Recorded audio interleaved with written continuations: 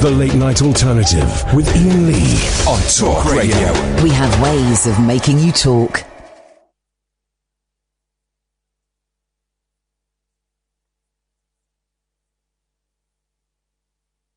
What the hell is going on in this place? What the hell? Why the hell is that not working? Hang on, don't talk to me in the ears, James, because I'm not as intelligent as some people, so I can't do that. The cable's in. Let's try. What the hell is going on? There's that. There's that. No. No. Right, we've got to sort this out, guys. We've got to sort this out, guys. Why the hell is that not? It's a terrible start to an award-nominated show. I'll be honest with you. Our guest is held up because the cab company keeps cancelling, and now the computer doesn't work. I wonder why that is. Let me just see. Oh, double Dutch works. Well, what we'll do is we'll do the classic switching it off and turning it back on again. In the meantime, good evening, Alan Caddick. Evening, Alan. Is Katie in the studio? Not yet. We've had our cab cancelled for some reason. Oh no, who cancelled it? Well, no, they did. What was the company? Let's name and shame the company. No, let's not do that, Alan. That's not how it works, I'm afraid, buddy. But good effort. What a terrible start to a show. What an absolutely shocking start to a show. It can only get worse. Is Gatford? Yeah, you know how things aren't working in the studio? Yes, sir! Yeah, that'll be me, because I want compensation for my dead right arm. Okie he's gone as well. So, yeah. Ay. Feisty, I'm going to say it, sparky start to the show there. 2 calls, 30 seconds, bishy, bashy, boshy. They are gone. Katie Puckrik will be joining us shortly if we can find a cab driver that's prepared. What? If they bail again, I'm going to go myself. You go. You do, and we'll have you on the phone. You can start. Here we go. This is a feature. Stars in cars. You can go and interview her in the car, and I'll. Right, let me just see if this works now. I do apologise, guy. I like to do a. Now, why is that not playing? That should be playing out of there. Isn't that funny? Something's happened. Something's happened. So what we're going to do? We're going to do this.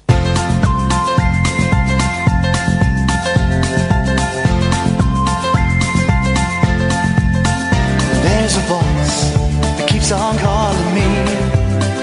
Down the road, it's where I'll always be. Every stop I make a new friend. Can't stay for long, just turn around and I'm gone again. Maybe tomorrow I'll wanna settle down. Until tomorrow I'll just keep moving on. Down this road that never seems to end. When new adventure lies just around the bend. So if you wanna join me for a while, just grab your hat, come travel light, that's old style. Maybe tomorrow I'll wanna settle down. Until tomorrow, the whole world is my home. So if you wanna join me for a while, just grab your hat, come travel light, that's old style. Maybe tomorrow I'll wanna settle down. Until tomorrow, I'll just keep moving on.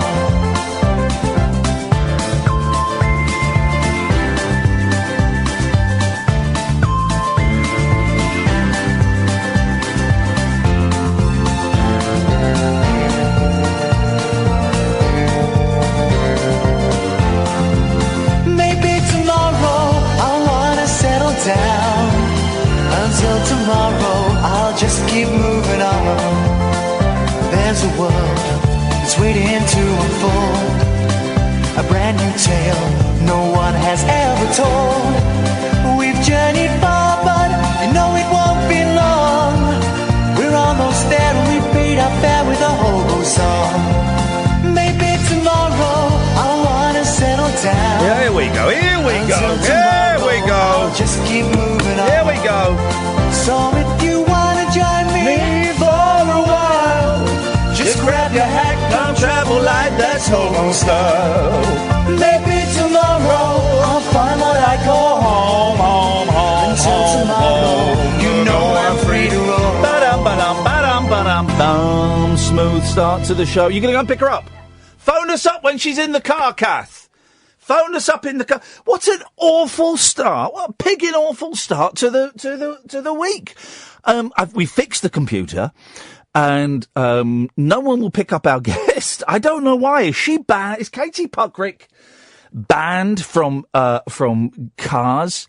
I'm going to call them out. Uber, and listen, I know it's controversial, and I use black cabs, I use minicabs, I use Uber, I use buses, I use all of these things, right?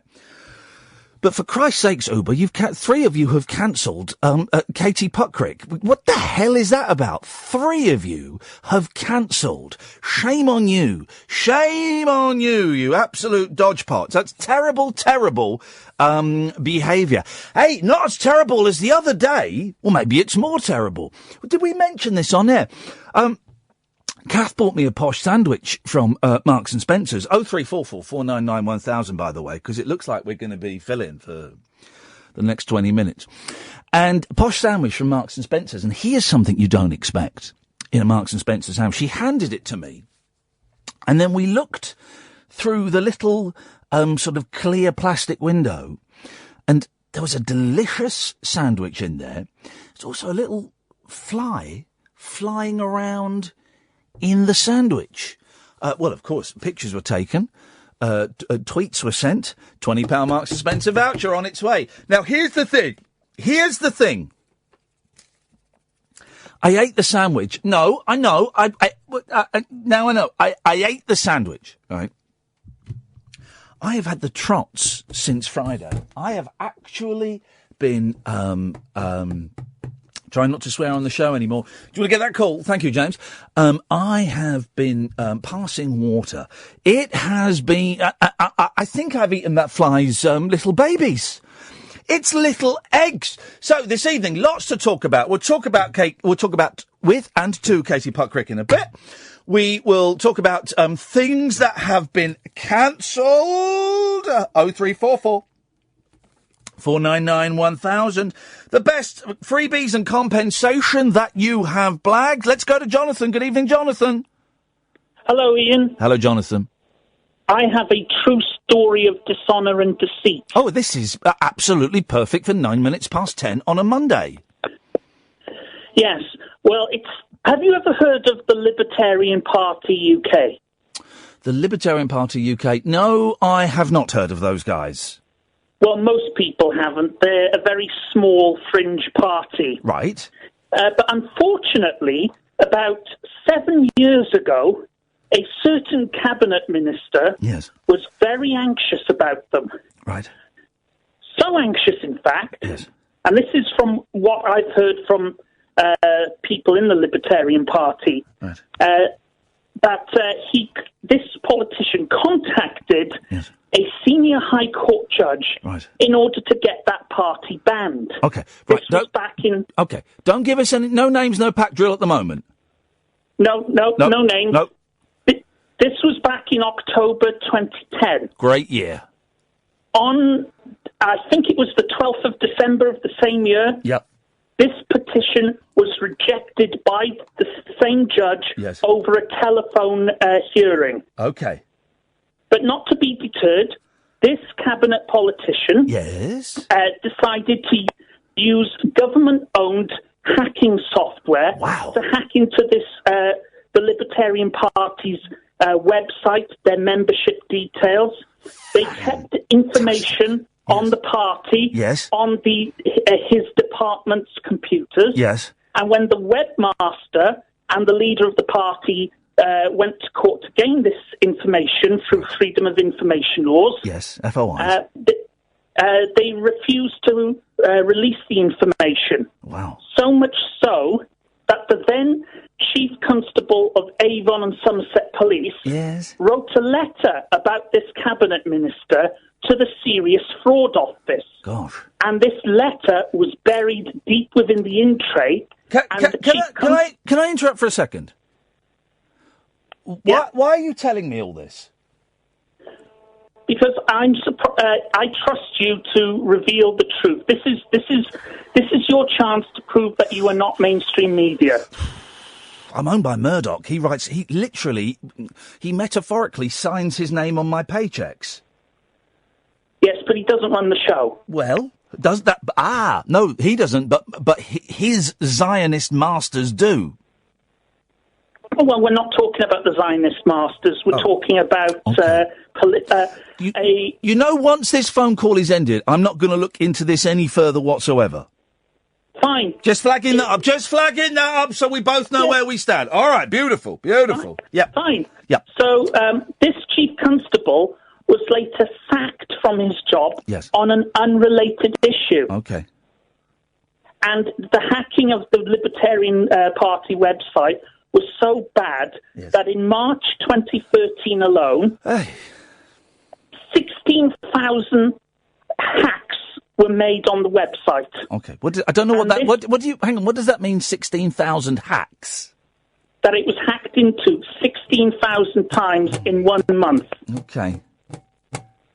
And this politician lost his seat in the 2015 election. Does this get interesting at any point? That's the question. Because at the moment, Well, I swear, if Katie Puckrik was here, I swear to God, this you would have lasted 30 seconds. You are literally filler. Well, don't you think that it's very disturbing that a cabinet minister can get a minor political party banned or try to get them banned? Well, but he hasn't got them banned. No, but he tried to. I don't find it disturbing that people try to get parties banned. I don't find that disturbing, no. Well, that answer is why we are in the mess we're in. No, it's not, because he wasn't successful. If he had got it banned, then that would be interesting, but he didn't. He tried to get it banned. I tried to get a bus driver sacked for being a knob. He didn't get sacked. He was a knob, though. Well, I think this is a little more serious than that. No, he held me prisoner once. It's absolutely true. This bus driver held me hostage on a bus. Oh, that sounds interesting. It was more interesting than your call. It's true. He held me hostage on a bus because I refused to get off. And then he went, right, Sodja, you're staying on the bus and I'll drive it back to the depot. So he's driving at high speeds and he wouldn't stop and let me off.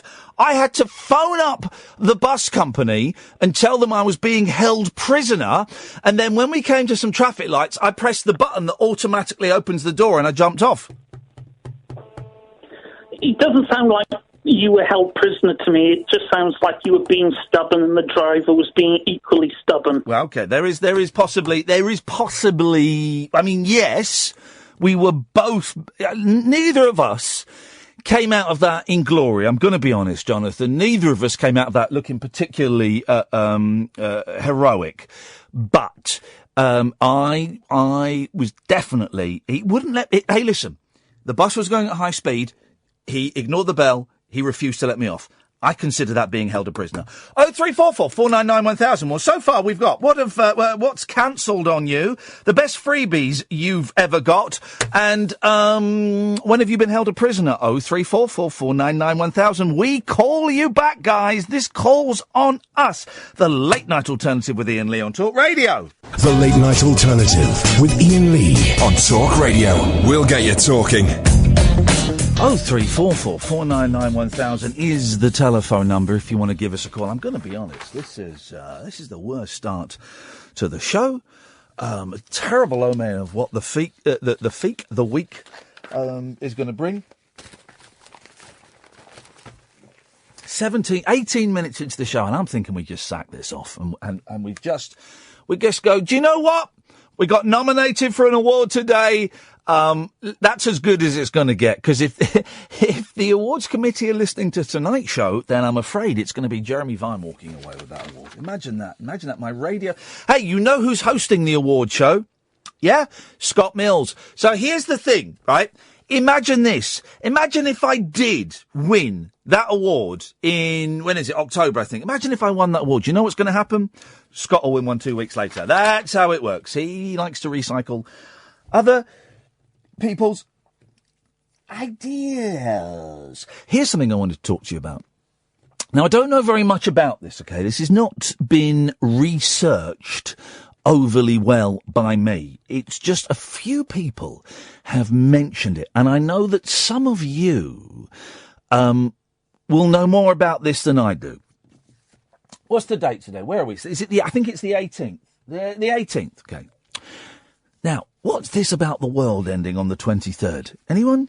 Anyone know about this? I have seen several people saying online, they're saying it online, that the world is going to end on the 23rd of September.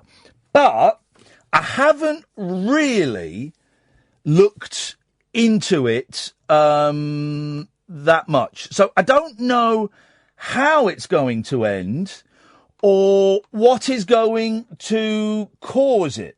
So does anybody actually know why they're saying the world is going to end on the 23rd of September? It's not another... Are they the Mayans? The Mayans? Is it a Mayan prophecy type thing? Is that what it is? I honestly have absolutely no idea. So if anybody can please shed some light on it, because didn't the Mayans say it was going to end in 2012, hence the movie, which I believe was called 2012, where the world came to an end and they all went off in giant pods that have been paid for by billionaires. So I don't quite know what it is that is going to bring about the end of the world. 18, 19, 20, 21, 22. Saturday. I'm going to the theatre Saturday afternoon to see that new play with Paddy Considine, which is supposed to be really good. Although I believe they kill a goose on stage. So, my vegan and vegetarian friends, you probably don't want to go and see that. And then I'm doing a show in the evening, in North London. Well, I'm going to play the radio, but I don't know if there's any point in me telling you about this, because if the world has ended, then there's no point in you buying a ticket. But maybe you should buy a ticket anyway, because I don't know, man. I don't know what's going to happen. The world's got to end at some point.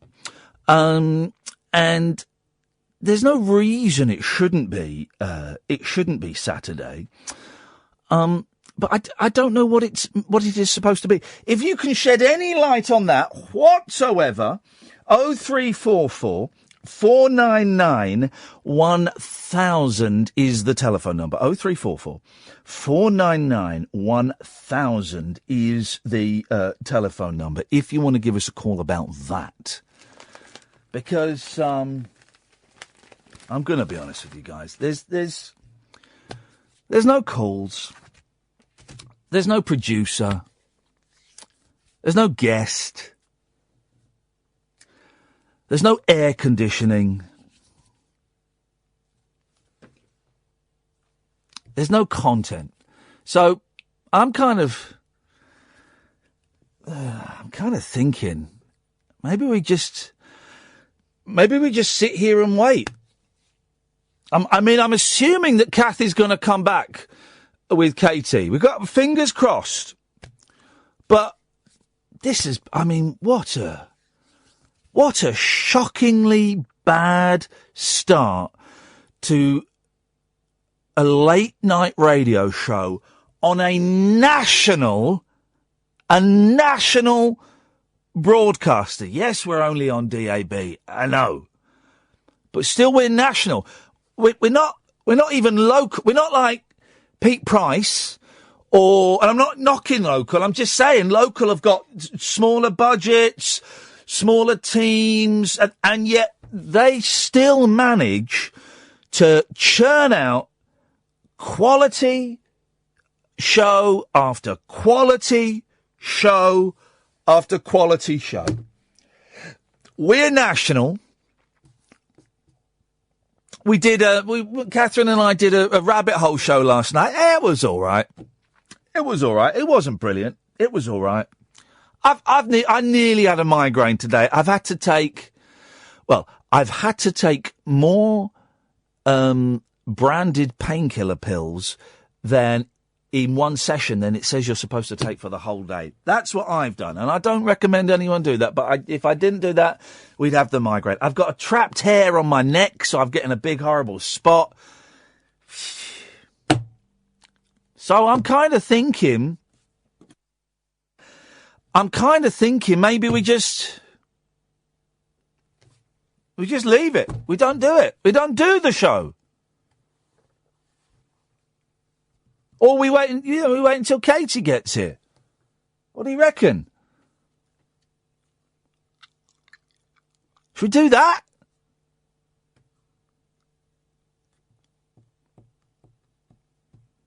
I'm off in 2 weeks. Maybe I should have taken this week off. I'm spent.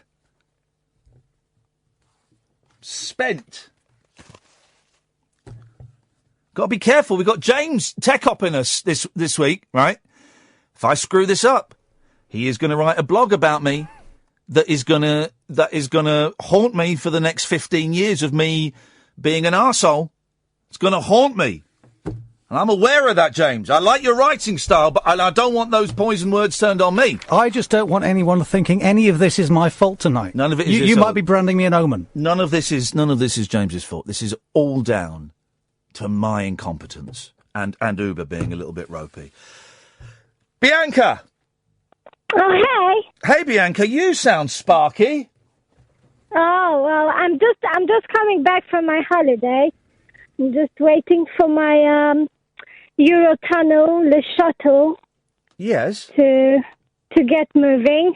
Right. And I was hearing that you don't have any calls tonight. We've got nothing, Bianca. No calls. What is that? There's no calls. There's no producer. There's no guest.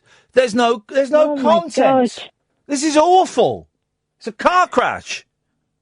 All right. You want to hear about my holiday then? Yeah. There was a road trip. We started from Folkestone, and we went Belgium, Netherlands, Germany, Switzerland, Austria, Liechtenstein, and back to France and England tonight. By the way, if anyone else wants to phone up and list countries, 03444991000. What's in Liechtenstein? Because I didn't think that was a real place. It's very small. It's kind of small, and it's just surrounded by peaks and mountains. Yeah. Pigs? Yeah. Pigs and mountains? Not pigs, peaks. Yeah, mountains. Peaks? Peaks? Yeah, and pigs, of course. And pigs. Huh? Wild pigs. Do they all wear lederhosen?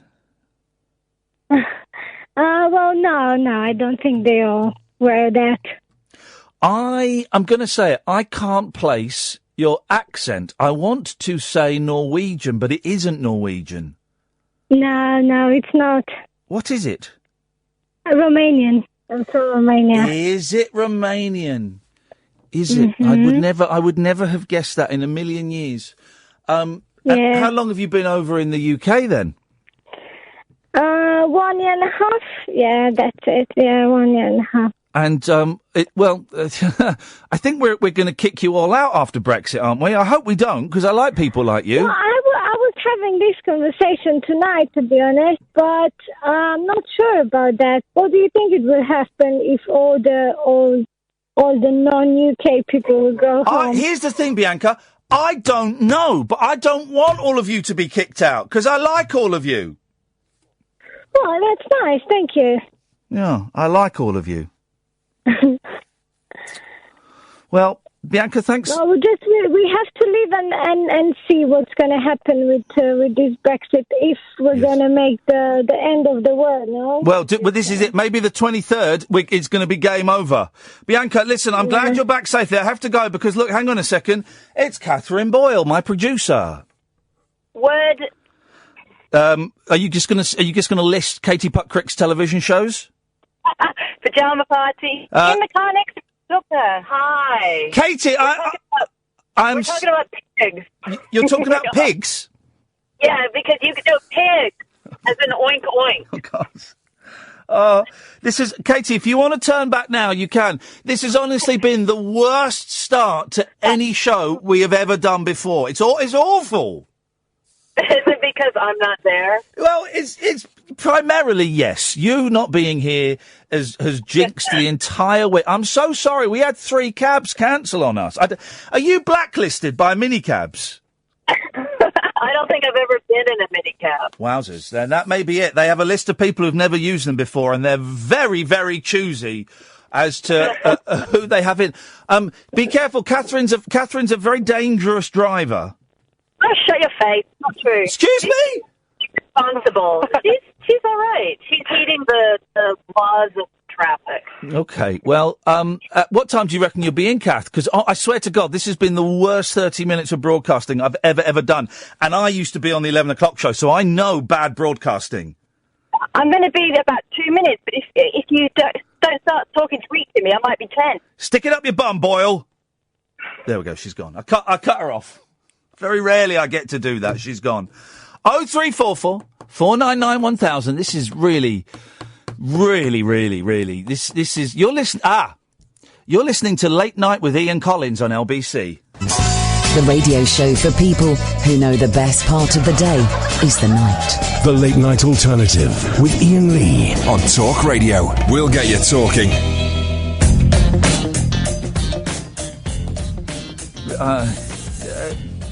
Good evening, Ian. Good evening, Ian. Ian. Don't leave, mate. I'm leaving.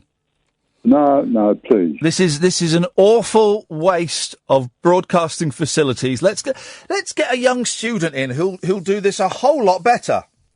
Oh, I doubt that very much. Oh, mate, come on. They would at least know how to get a guest to arrive before the start of the show and then play music. Well, that's what you think. I think differently. I think you stink. Well, fair enough. There we go. Maybe I do. Maybe you do. Katie Puckrik stinks. Does she really? She does, apparently, and we'll be talking about her stench at some point this evening. Who knows? Well, fair enough. I'll look forward to listening to that. Anyway, what you got for us, boss? Well, you asked me to call in occasionally. Yes. For an update. Oh, yeah. How's things going? Things are going okay. I have my up days, I have my down days, but it's going ahead as planned. Now, you just because some people weren't listening last week, just remind us what's going ahead as planned. Okay, well, I've recently been diagnosed with lung cancer. Yep. And I've decided to refuse treatment. So I've started my own death sentence. It sounds incredible hearing you say that. That's an incredible sentence to say, and it's incredible because we don't hear people say it. In some ways, it's quite inspiring. In other ways, it was very sad. Well, yeah, it's sad, but it's sad for me. But I'm just doing the best I can with what I've got. Yeah. To soldier on, mate. Yeah. That's about do the. Do you and you don't know how long you got, do you? No idea at all. I am informed that those people who refuse treatment quite often jog on and on and on, much longer than the people that accept the treatment. I can well imagine that is the case. Yeah. Yeah. Do you get down about it? Sometimes, yeah. But my daughter is very supportive, and she lifts me up every time we're in contact. It's weird, isn't it? Because I'm going to die. I'm dying, Ian. I'm dying. But, you know, we're all dying. As somebody recently said to me, we are all dying. Yeah. We are. And, you just kind of have a little bit more. I mean, did you say you were 76? I have that age in my head. 78. 70. Oh, even older, you know.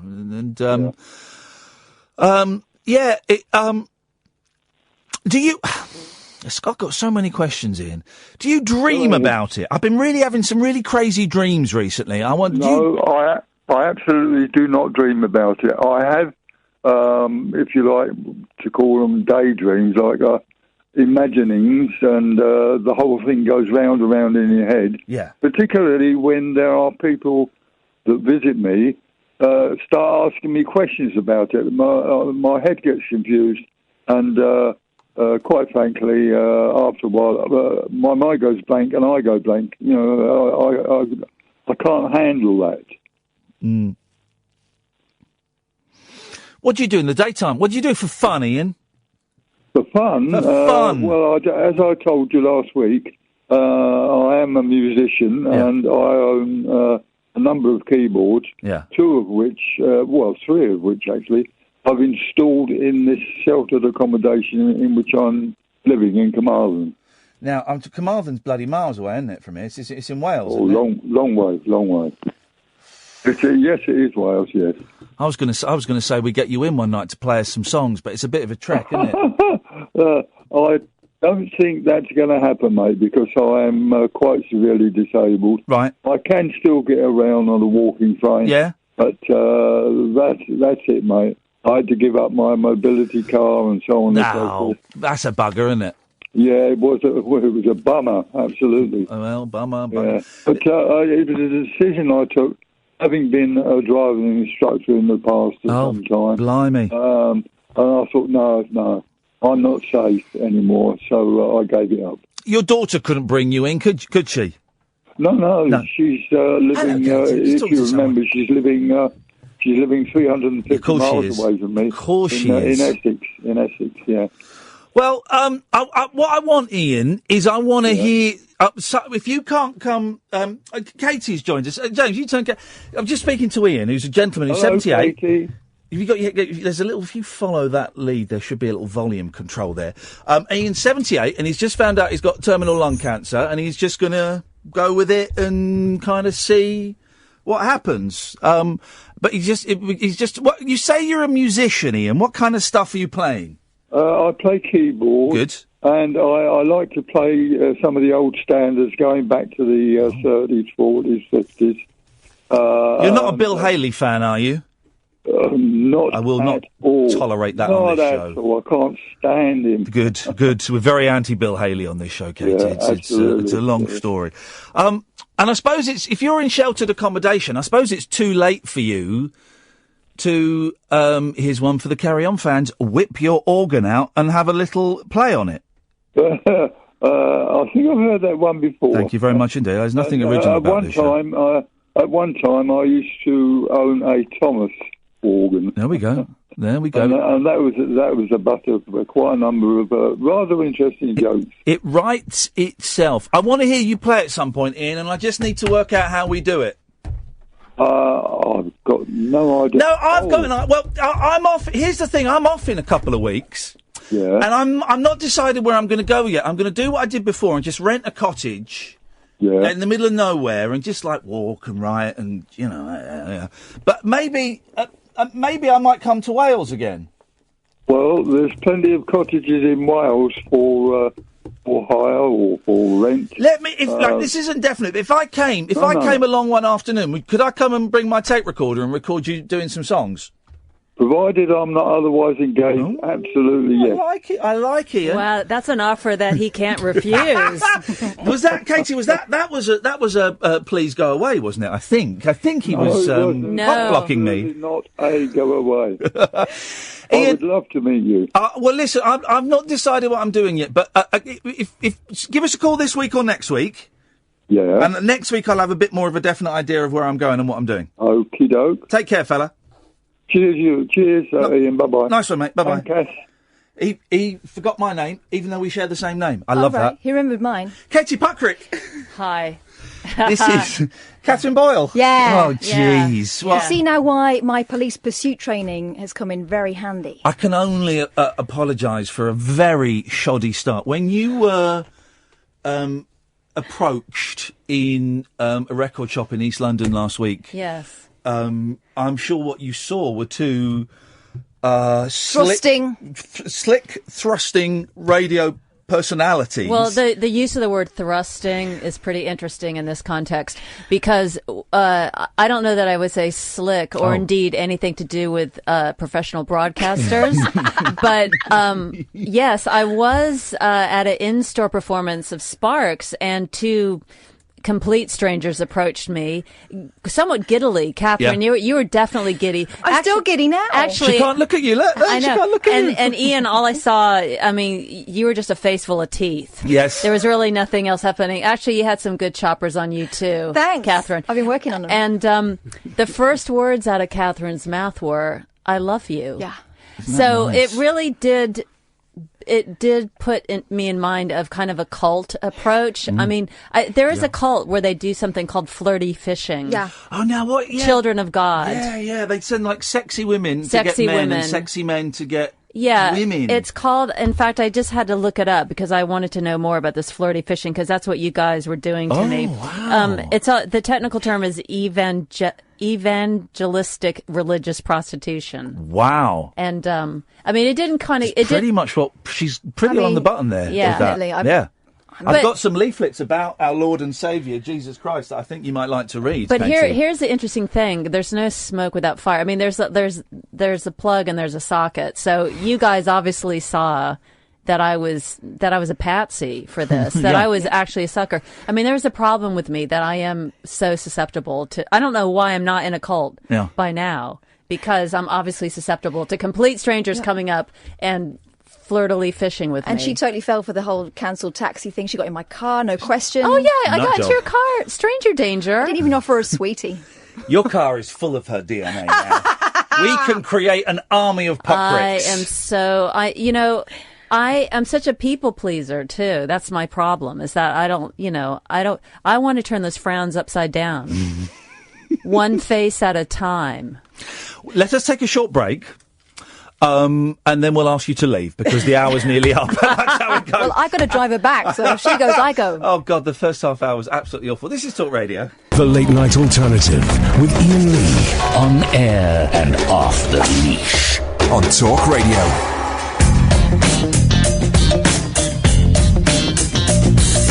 We're discussing the Mike Nesmith interview that we did. You listened to it. Yeah, Mike, he's... I'm a huge Monkeys nut, and I've started this little record label and re-release Monkey stuff and stuff. And Nesmith is a strange fish. We're releasing a record of his, and we've been emailing him for ages. Saying, it was news to him because I just listened to that interview before I came here. Yeah, that was news to him. He didn't have a clue. I emailed him that day and say, Mike, we've sent you the record. I hope you enjoy it. He said, what record? The one that we've paid you several $1,000s so that we can license. Yeah. Okay, cool. Yeah. That was it. That was the response from the man. You were telling us during the news, during the adverts, that the professional dancer then stopped for... How long have you not danced for? Oh, well, I was dancing my whole life. And then... But the thing is, once you're dancing professionally, you still keep up with daily classes for a while. And then that drops off because you're tired of being a masochist. Yeah. You don't want to look at your doughy, increasingly pudgy self in the mirror as the younger versions of you come in with their tight little bun heads. Anyway, so I think I'd stop for maybe about 10 years or more. But yeah, just started again.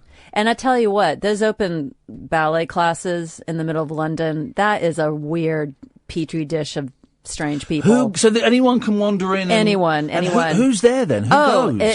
It's a grab bag of, Royal Ballet professional dancers, little 12-year-old boys, who are just starting out, elderly women like myself, old wrinkly men, and everything in between. And, wow. Beginners, professional dancers, And yeah, it's a car crash. It's funny. There's like a protocol. There's a simmering underbelly of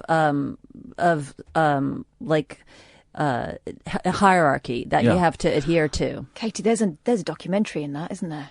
It's like Chorus Line, real life. Well, it's like Chorus Line. The people who are the most intense in dance classes are the people who never had a career in it, and they're the ones that have the most like severe Giselle mania, and they have like they'll show up in a tutu. Like a tutu is a costume that you would wear on stage, but they're like living the dream. Wow. So yeah. I used to have a tutu. Did you? Yeah, I did. When I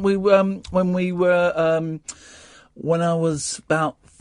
Well, I remember I was wearing it when I had chicken pox, so I was wearing it as late as being 8 years old. So between about 5 and 8, I had you had very relaxed, progressive parents. Yeah, I did for a 1970s. Homeless. Well, you had an older sister too, right? Well, I had an older sister, but it was a turquoise sort of. It was like a tutu. Sort of, it was the full dress thing. Yeah, so it was like a satin leotard with tulle netting attached to it. Yeah, in a circular donut-y fashion. And I used to like that, but I remember being about 8 and hiding when someone came round and I was wearing it. Shame. That was shame. We shouldn't teach kids shame, Catherine. We should let them wear whatever the hell they want to wear. That's what I think. And what was your feeling about yourself when you wore that turquoise tutu?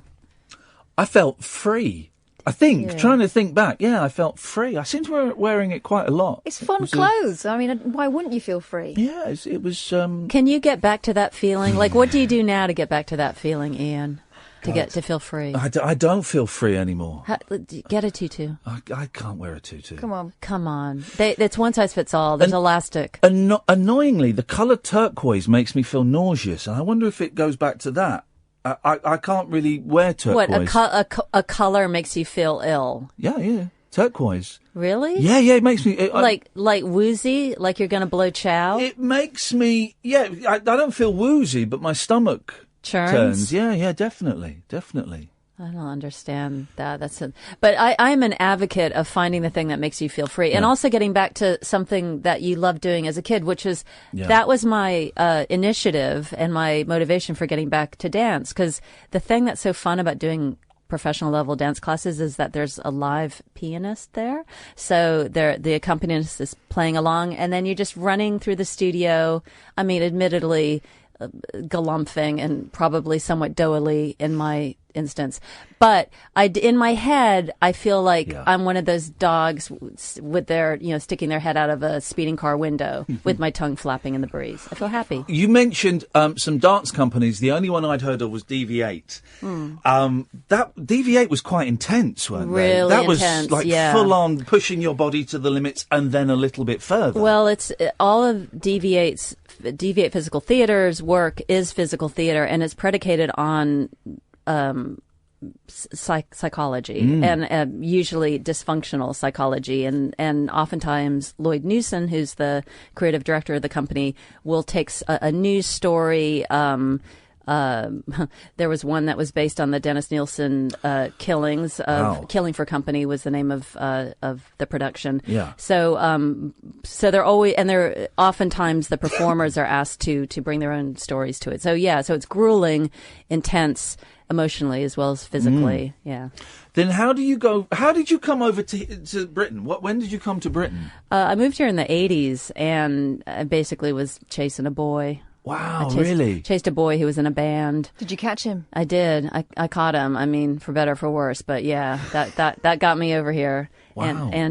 So I'm from D.C., Washington, D.C. originally, and got over here, was dancing professionally, and doing music as well. Yeah. So I'm a singer as well.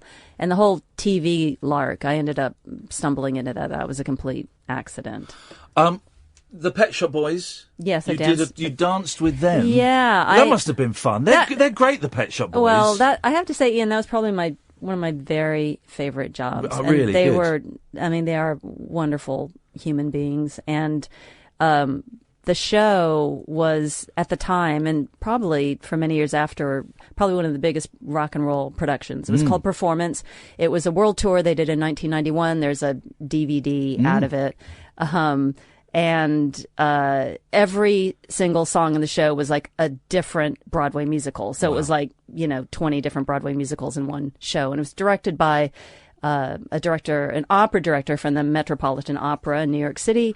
And we had crazy costumes and, of course, that great music. And we saw the world. It was fantastic. See, that must be exciting. And how old were you when you were doing it? Were you still a kid? No, well, I'd like to say I'm a kid, but I'm a late bloomer. Yeah, so I was probably in my late 20s by the time That's still young to be going around the world in a rock and roll show, isn't it? That would be awesome. Imagine that. It was totally fun. And we were playing huge crowds, especially by the time we got to Europe. There were some places where the barriers were about to go because there's, crowds surging. And I think the Pet Shop Boys are great, but I was sort of thinking, you guys, it's electronic music. Like, it's not like savage, beast stirring, jungle sounds to bring forth mania and rage, but somehow it was.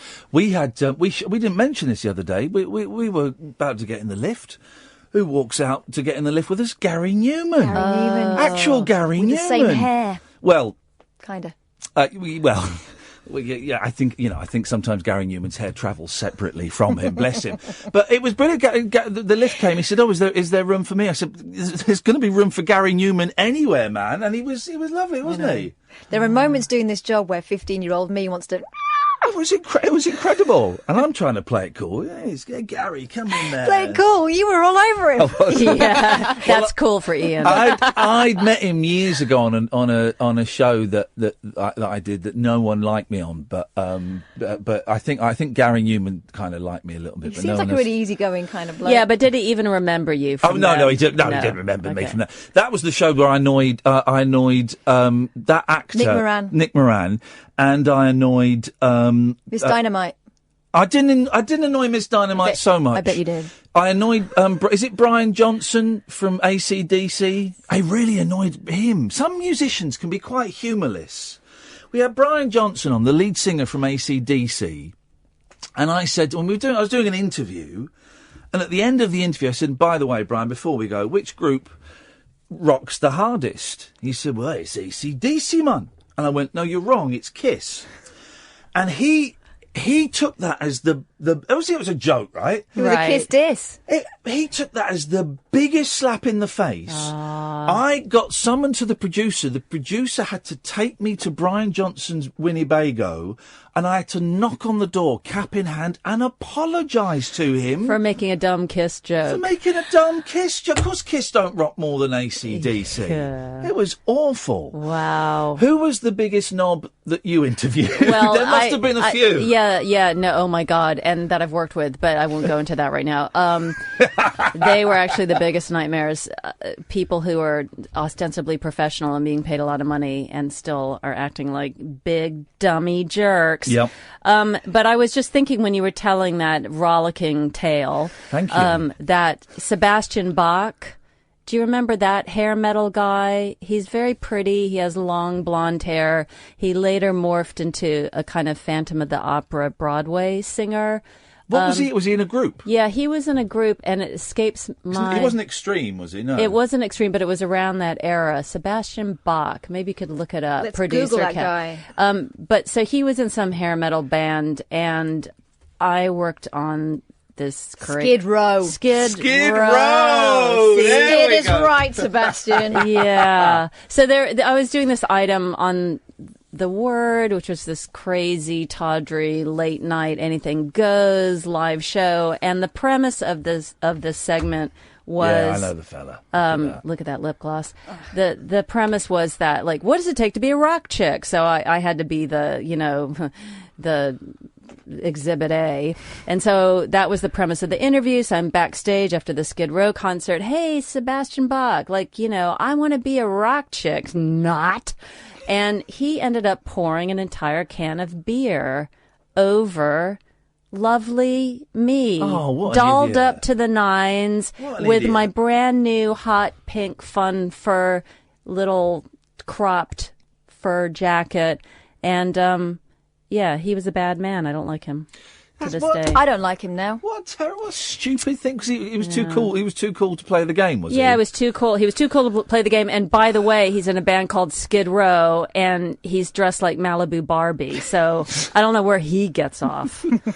That's terrible. The work. We're going to have a break in a couple of minutes. You can stick around. Oh well. Clearly, we've got her here, haven't we? She can't get a lift. Yeah, I can't get a lift home unless you drive me home. No, this is fine. 0344 499 1000 as well if you want to phone up. We've got a minute until we go to the news, but the word. That was compulsive viewing in the 90s. It was incredible. It was incredible because you had amazing guests, you had amazing live bands, you had kind of freak stuff. It was and it was live. It was live. Anything could happen. It was so exciting because it was live, Yeah. and sometimes it did. And you'd see these bands like Nirvana and Pizzicato 5 and all these things we'd never even heard of. Sugar Cubes. Oh wow! Yeah, it must have been. The fun must have outweighed the negativity? There was no negativity for me. No? I love doing it. I mean, you get tired and emotional sometimes, but my God, I landed on my feet. I never thought I'd have a career in television. I never envisaged that it was something I wanted to do, and it was the perfect thing for me. We will talk more. 0344 499 1000 is the telephone number. Katie Puckrik is here. Katherine Boyle is here. At Periscope, we are here. And if you want to call in, you're more than welcome to, a dear listener. You can listen to us on DAB. You can listen to us by downloading the app, or, for goodness sakes, anywhere in the world on talkradio.co.uk. I'm Iain Lee. She's Katherine Boyle. Yeah. Thank you. This is Talk Radio. Talk Radio. You can carry on chatting. It doesn't matter. Listen, the first 30 minutes was so abysmal that you two chatting while I'm doing the talk up to the news, it really, it's stunning. Good. Slickness compared to where we were 30 minutes ago. 0344 499 1000. I'm Iain Lee. This is Talk Radio. The Late Night Alternative with Iain Lee on Talk Radio. We have ways of making you talk.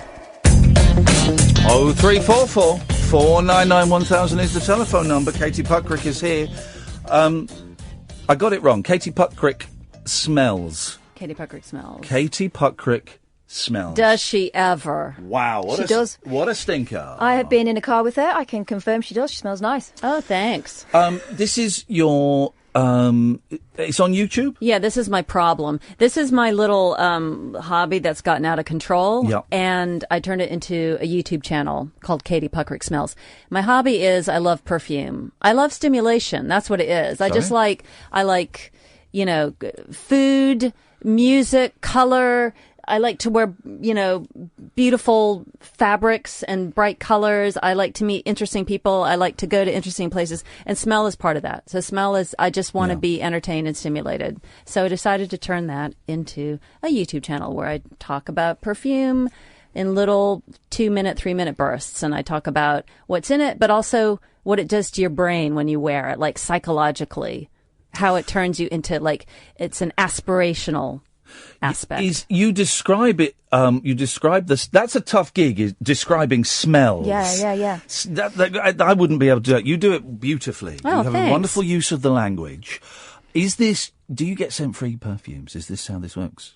Yeah, Good. I do. Although then it turns into a problem because I end up with a lot of stuff I'm not interested in. But then it's great for my friends. That's Christmas, sorted, birthdays. Yeah. What's your favourite scent, and what's the least favourite? What's the one that really doesn't do anything for you? Well, it's hard to answer what the favorite perfume is because I'm really promiscuous, and because of my aforementioned stimulation addiction, I like to switch it up. Yeah. And so I'm very unfaithful with perfumes. But there is one perfume that I keep returning to, and in fact, Katherine, it's the one that stank up your car tonight that I love, and it's a musk perfume. It's just called Musk, M-U-S-C, and it's by Bruno Acampora, which is a cult Italian brand, and it's an oil, in fact. So I like to think it's quite subtle, but maybe I'm gassing you guys out in here. No, not at all. It smells clean, but it smells warm and, lovely. I can't smell anything. I'm bunged up, so I can't smell. Bunged up. I think I might have to go to the doctor with my nose because I can't. Well, you can't go without it. Hey, you see? Set him up. This is we're up there with Abbott and Costello. More Three Stooges, actually. So I can't smell anything. But Catherine, my 5-year-old is obsessed with smells, and she's really good. Like, uncannily good. She'll say, she'll get a thing and say, this smells like, and for example, grass or whatever it is. And it's not. Yeah. She's not giving me grass. It's something that's yeah, you can pick it out. Well, it's got an amazing nose. And that's the interesting thing that, people always ask me, well, if you talk about perfume and you're a perfume expert, which I am now the globally acknowledged perfume expert because of the popularity of my YouTube videos, that people say, well, you must have some sort of supersonic dog smell skills. I don't. I just have an interest and a focus. So it's just like any nerd hobby where you decide, okay, I am so interested in rowboat paddles and I can spot, the X16 paddle from a mile away. Or if you like guitars or if you like whatever it is, you become the ultimate expert. So you can train your nose like your daughter does. Yeah. Those little wavy little the cards scent you strips get, that they give you. Is that the right way to do it? Because one of the I've got 2 little boys who are 7 and 5, and I think for the last birthday of their mother, we went and they said we want to buy the final birthday she'll ever have in her life. What's happened? This is so sinister. She's had plenty of birthdays. She don't need no more. Is this? Does she know about this? Not yet, but she will do. They decided they wanted to buy some perfume, so we go to Boots, and I think they go because they just like the strips. They just like the strips. The scent strips. So why not? It's a great game. So they've got and you can see the staff getting a little bit peed off because they've got 10 strips each, and they're going Screw those guys. That's what it's for. That's what it's for. But then they put it all in my pocket. So my pocket. Oh, it smells like a bordello. Yeah, exactly. Your pocket smells like a whore's special. How's that sentence going to end? I don't know. I'm looking at my mug that has a kitten on it, and I'm like, I'm sort of shifting gears. But do the strip? Are they the best way of doing it? The strips. Here's the thing: perfume is built to work on the human skin. Mm-hmm. It's not meant to be appreciated at its full capacity on paper. Those strips are there just to facilitate, to get an idea of a perfume, because usually you're wearing clothes all over your body and there's only little patches of your skin. And by the time you spray 2 or 3 perfumes on, you've kind of covered enough skin. And so it gives you an initial vibe so you can go, okay, this is disgusting. Get it away from me. Oh, this has potential. Maybe I'll put it on my skin. So it's like a first step. I noticed in your videos, do you put them in the crook of your arm? In my videos, I will just put it wherever is accessible. So my arm is accessible. Mm-hmm. But in terms of putting fragrance on your body, I mean, you're not a cadaver. You're warm all over. The main thing that's going to help perfume lift off your body and create a beautiful cloud of pleasure around your person is usually moisture. So in fact, I know this sounds a little indelicate, but in my personal moments, I'll squirt a little bit in my armpits. I wondered where we were going to go there. My God. What about the Marilyn Monroe thing of squirting it in the air and walking through it? Is that a waste? That feels a waste to me. Yeah, it's a waste. Because that stuff is liquid gold. That is liquid gold. It's gold dust. That is a little precious. It depends on your speed and your alacrity. Like once you spray, if you can get in that mist before the little tiny droplets dapple down to Mother Earth, maybe. Where do you the thing that makes me the most uncomfortable in the world? I don't like confrontation. Wait, hold on. Turquoise, the color turquoise. No, that makes me physically ill. That makes me nauseous. Okay. I don't like what do you call it when you argue with someone? Confrontation. That's the word. Thank you. It's been a long day. And Me neither. I've done this when I've flown with Katherine and other people. You have not. You've done this. What? Where you walk through the duty-free lounge at the airport. Oh, yeah. And you have a little spritz. What's it do? It's one of the great pleasures. You're on holiday. You have no intention of buying it. That, to me, I feel very, very guilty. I may buy it eventually. What? I have a few in mind that I will end up buying. I've started doing it. I didn't know that's what you were going to say. I thought you were going to say then she sits next to you on the plane and she gasses you out and you have a headache. Well, there is that too, but that's not perfect. She farts like a trooper. but I've started doing it. So you feel like there's some moral breach that's going on. Those perfume is cheap. Here's the secret: it doesn't cost that much to make. You know, it's like pennies. So it's not like it is not gold dust. I mean, it's gold dust by the time we shell out our gold dust to buy it. But no, so they are really happy for you just to grab and smear. Really? Grab if you love it, right? You know what it's. You must. Oh, well, you don't because your nose doesn't work. But if you if you put a perfume on, right, it might just be grab and go. But if you really like it, that stays with you. And I always have it in mind. I know about 5 that I've got on my list. Yeah, on the list. Your wish list. Yeah, wish list. And then they might go, "What are you wearing?" And then you think, "I am a saucy minx in this. I'm going back to get that perfume." So I have to act out a whole scene because someone will come and, "Hello, sir, can we help you?" Go, "No, I'm just thinking, I'm going to come back in 5 minutes. I'm going to let it settle on my body, and then I'm hiding in the airport lounge for the whole." They know what the score is. They know the game. It makes me so uncomfortable. Oh God, I'm so the opposite. I'm sticking my finger in every pot of goo and squirting everything that there is. Just if there's a free sample, I'm in there. My tongue is sticking out of my head. Again, you just keep going up. Just when you think the conversation has ended, there's one extra sentence. Oh, here's the thing about me. I always overdo. There's a story, a very sad story that I can tell on myself. Circling back to the Pet Shop Boys tour, where every single number had some crazy thing that was like, over the top Jerry Lewis style comedy. I use the word comedy like lightly here, but definitely I was so overdoing it. And I just thought I was performing to the 5,000th row and I was giving everybody their money's worth. And imagine how crestfallen I was towards the end of the tour where Neil Tennant and Chris Lowe, the Pet Shop Boys, said to me on, over a drink one night after a show, "You know what our favorite part of the show is, Katie, for you?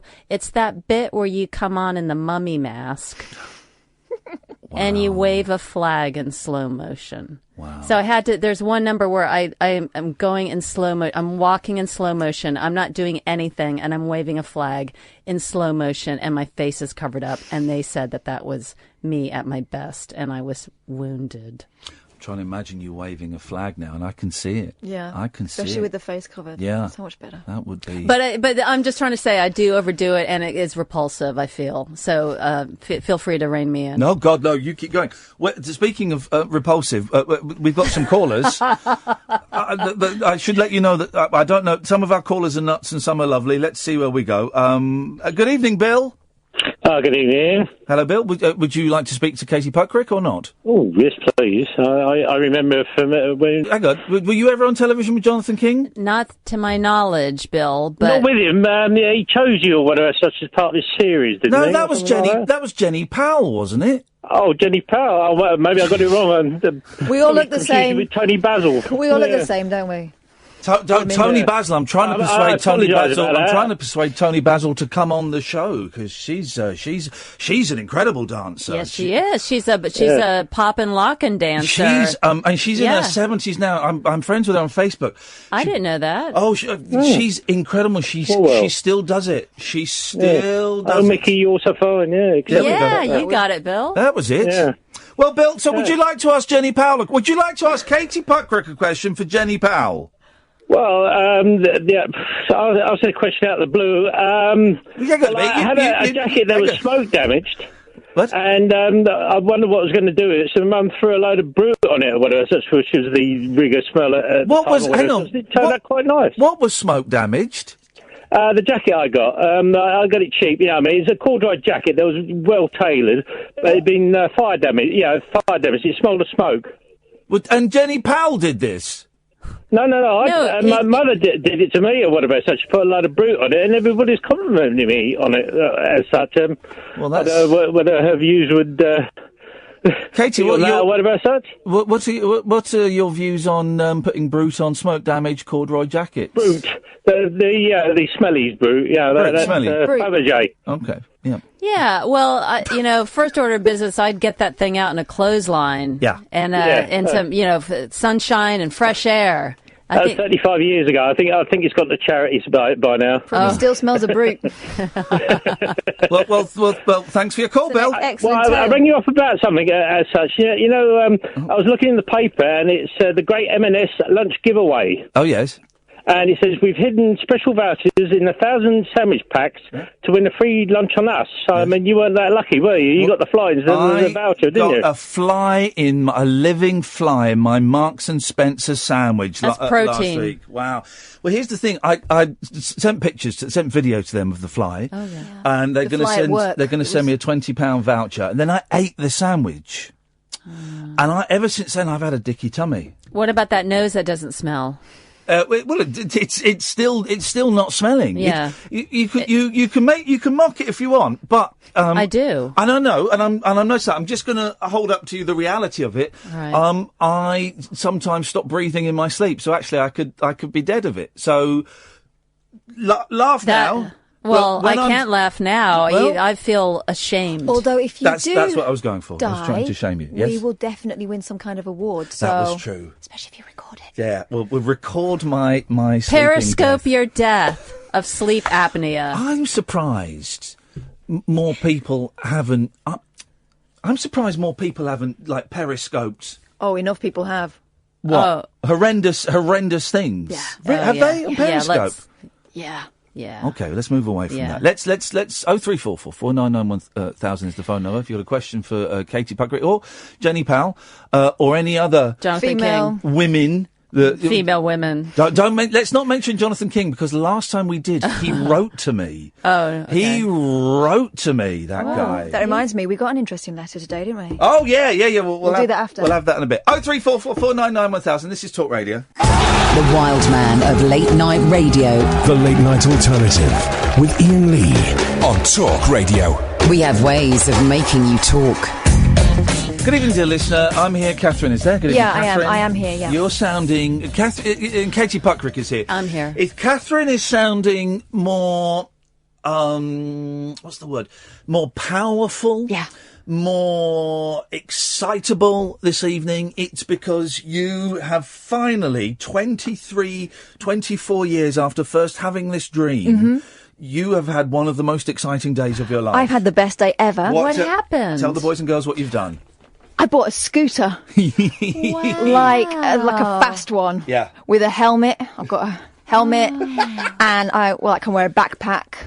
I bought new boots, new jacket. Oh my God, I'm so good on it. You've basically bought a whole new personality. Yeah. I mean, I love anything that requires a new outfit. So this, and the toy itself is, oh my God, it's so good. And this is a dream you've had since I was generation. Like 17. See, this is what I'm talking about. Me getting back to ballet. I don't know what you're getting back to. Tutu, wearing a tutu. Yeah. No, you're getting back to playing. And also kind of surprising, the thing of surprising your kids by going, your mum's doing this. Yeah, right. See ya, kids. Yeah, bye. Exactly. My little girls are so excited about it. And I kind of like the fact that I'm showing them that, do you know what, you can still do stupid stuff like this when you're...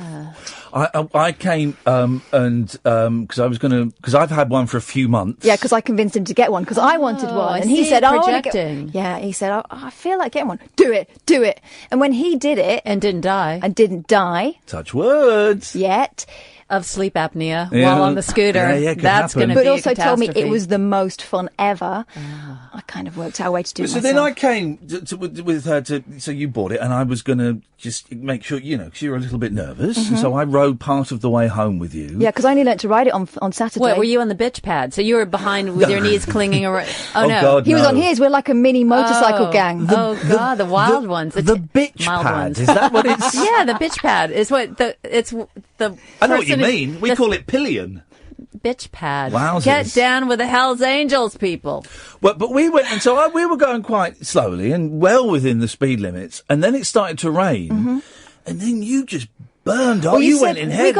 Because we rode back from Shepherd's Bush, 2-hour drive, to where I live, which is like out in the sticks in Bedfordshire. And we got to. He said, "Do you know where you are now?" I went, "Yeah, I know." He goes, "Do you want to go in front?" Yes. Yeah. And I went in front.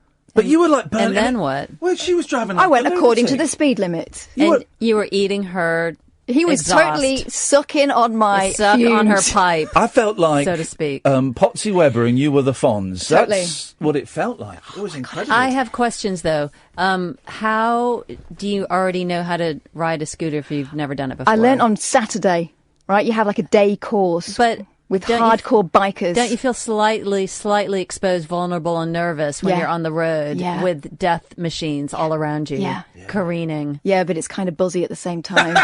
You are a thrill seeker, girl. Chica, watch out.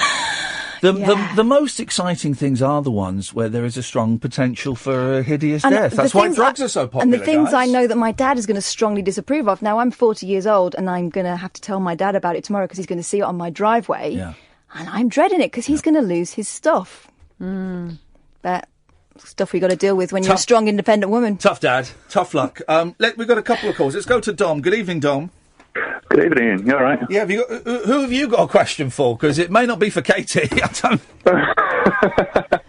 I'll leave Slugger till tomorrow. I've got a question for Katie. Okay. Mark Lamarr. What? Mark Lamarr, Mark yes. Lamarr. That is a question. There we go. Yeah, he had a grumpy persona on screen, and I met him once in a record shop in Manchester, and he totally blanked me, just ignored me and walked away. Was he genuinely that much of a dick, or...? Well, now, what was it like working with Mark? Mark, to begin with, on the word, I think he had, I wouldn't say high hopes, but, he, modest hopes that it would be a show he would enjoy working on. Yeah. And I think he found it not to his liking as the show wore on. And gradually, I think he liked me okay to begin with. And then I think he lumped me in with the deplorables, the rest of the deplorables. So yeah, he had pretty much had a bee in his bonnet, is how I would characterize him in a euphemistic fashion. I hope that answers your question, Dom. Yeah, it'll do. Thank you. Or confirms your prejudice. We've got Chuck on the line. Good evening, Chuck. Smoke like a lick of my make mine a hot dog. Hello there, it's Chuck Winkle. Hello, Jesus. Hello, Chuck. What would you like to say to Katie? Well, it's just very nice to hear a fellow American on the airwaves. Yes, that's what we like. Someone who likes to hear an American on the airwaves. Happy to... There you go. Keeping the customer satisfied.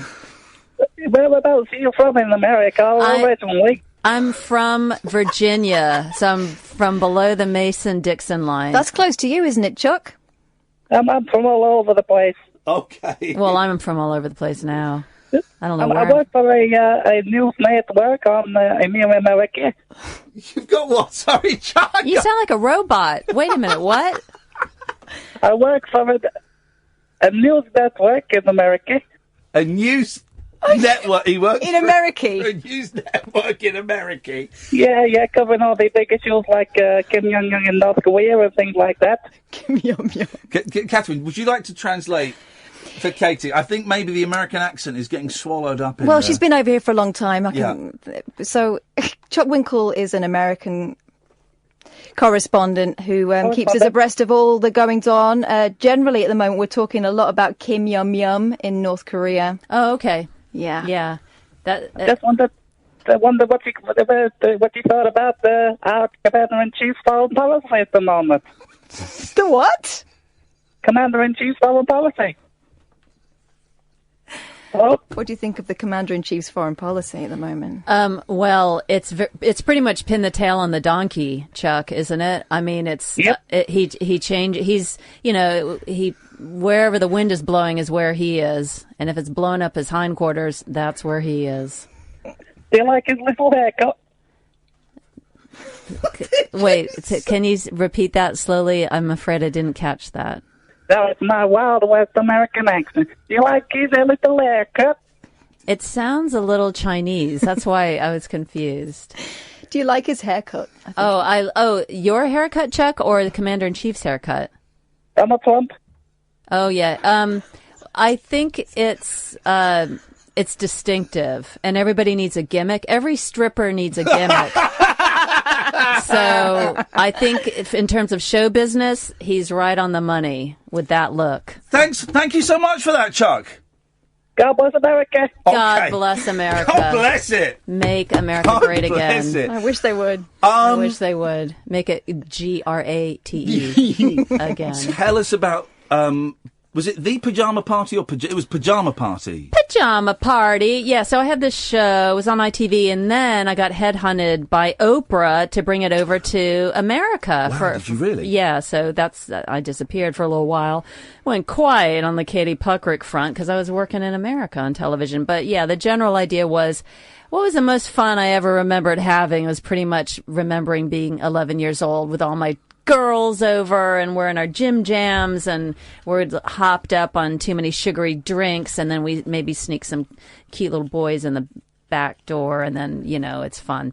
So I thought, turn that into a talk show. So that was the big idea. I loved that show so much. Oh, well, thank you. Well, it was, because, was that on the Night Network on ITV? I cannot. You're asking these technical I'm questions. asking that because kids these days don't realise that television used to stop. It used to finish.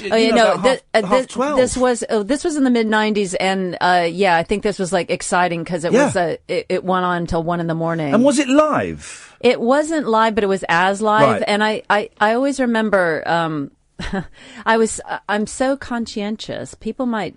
I might not seem like I'm that professional, and the stuff that comes out of my face might seem a little slapdash, but I do put some thought into my programs, and I do write scripts, and I sort of vaguely follow them. So therefore, what I'm trying to tell you is, one night on Pajama Party, my guest was Patsy Kensit, and she I believe had just gotten a divorce from Jim Kerr from The Simple Minds, and unbeknownst to me, she was dating her future husband, Liam Gallagher. So, and the show filmed in Manchester. So she was dropping all these really heavy hints to me throughout the filming. Hey, I'm going to go see a local band, wink, wink, after the filming if you want to come along. And then it turned out that her friend, who was a makeup artist, was dating Robbie Williams, and that was when Robbie Williams was hanging out with Oasis and trying to butch up his act.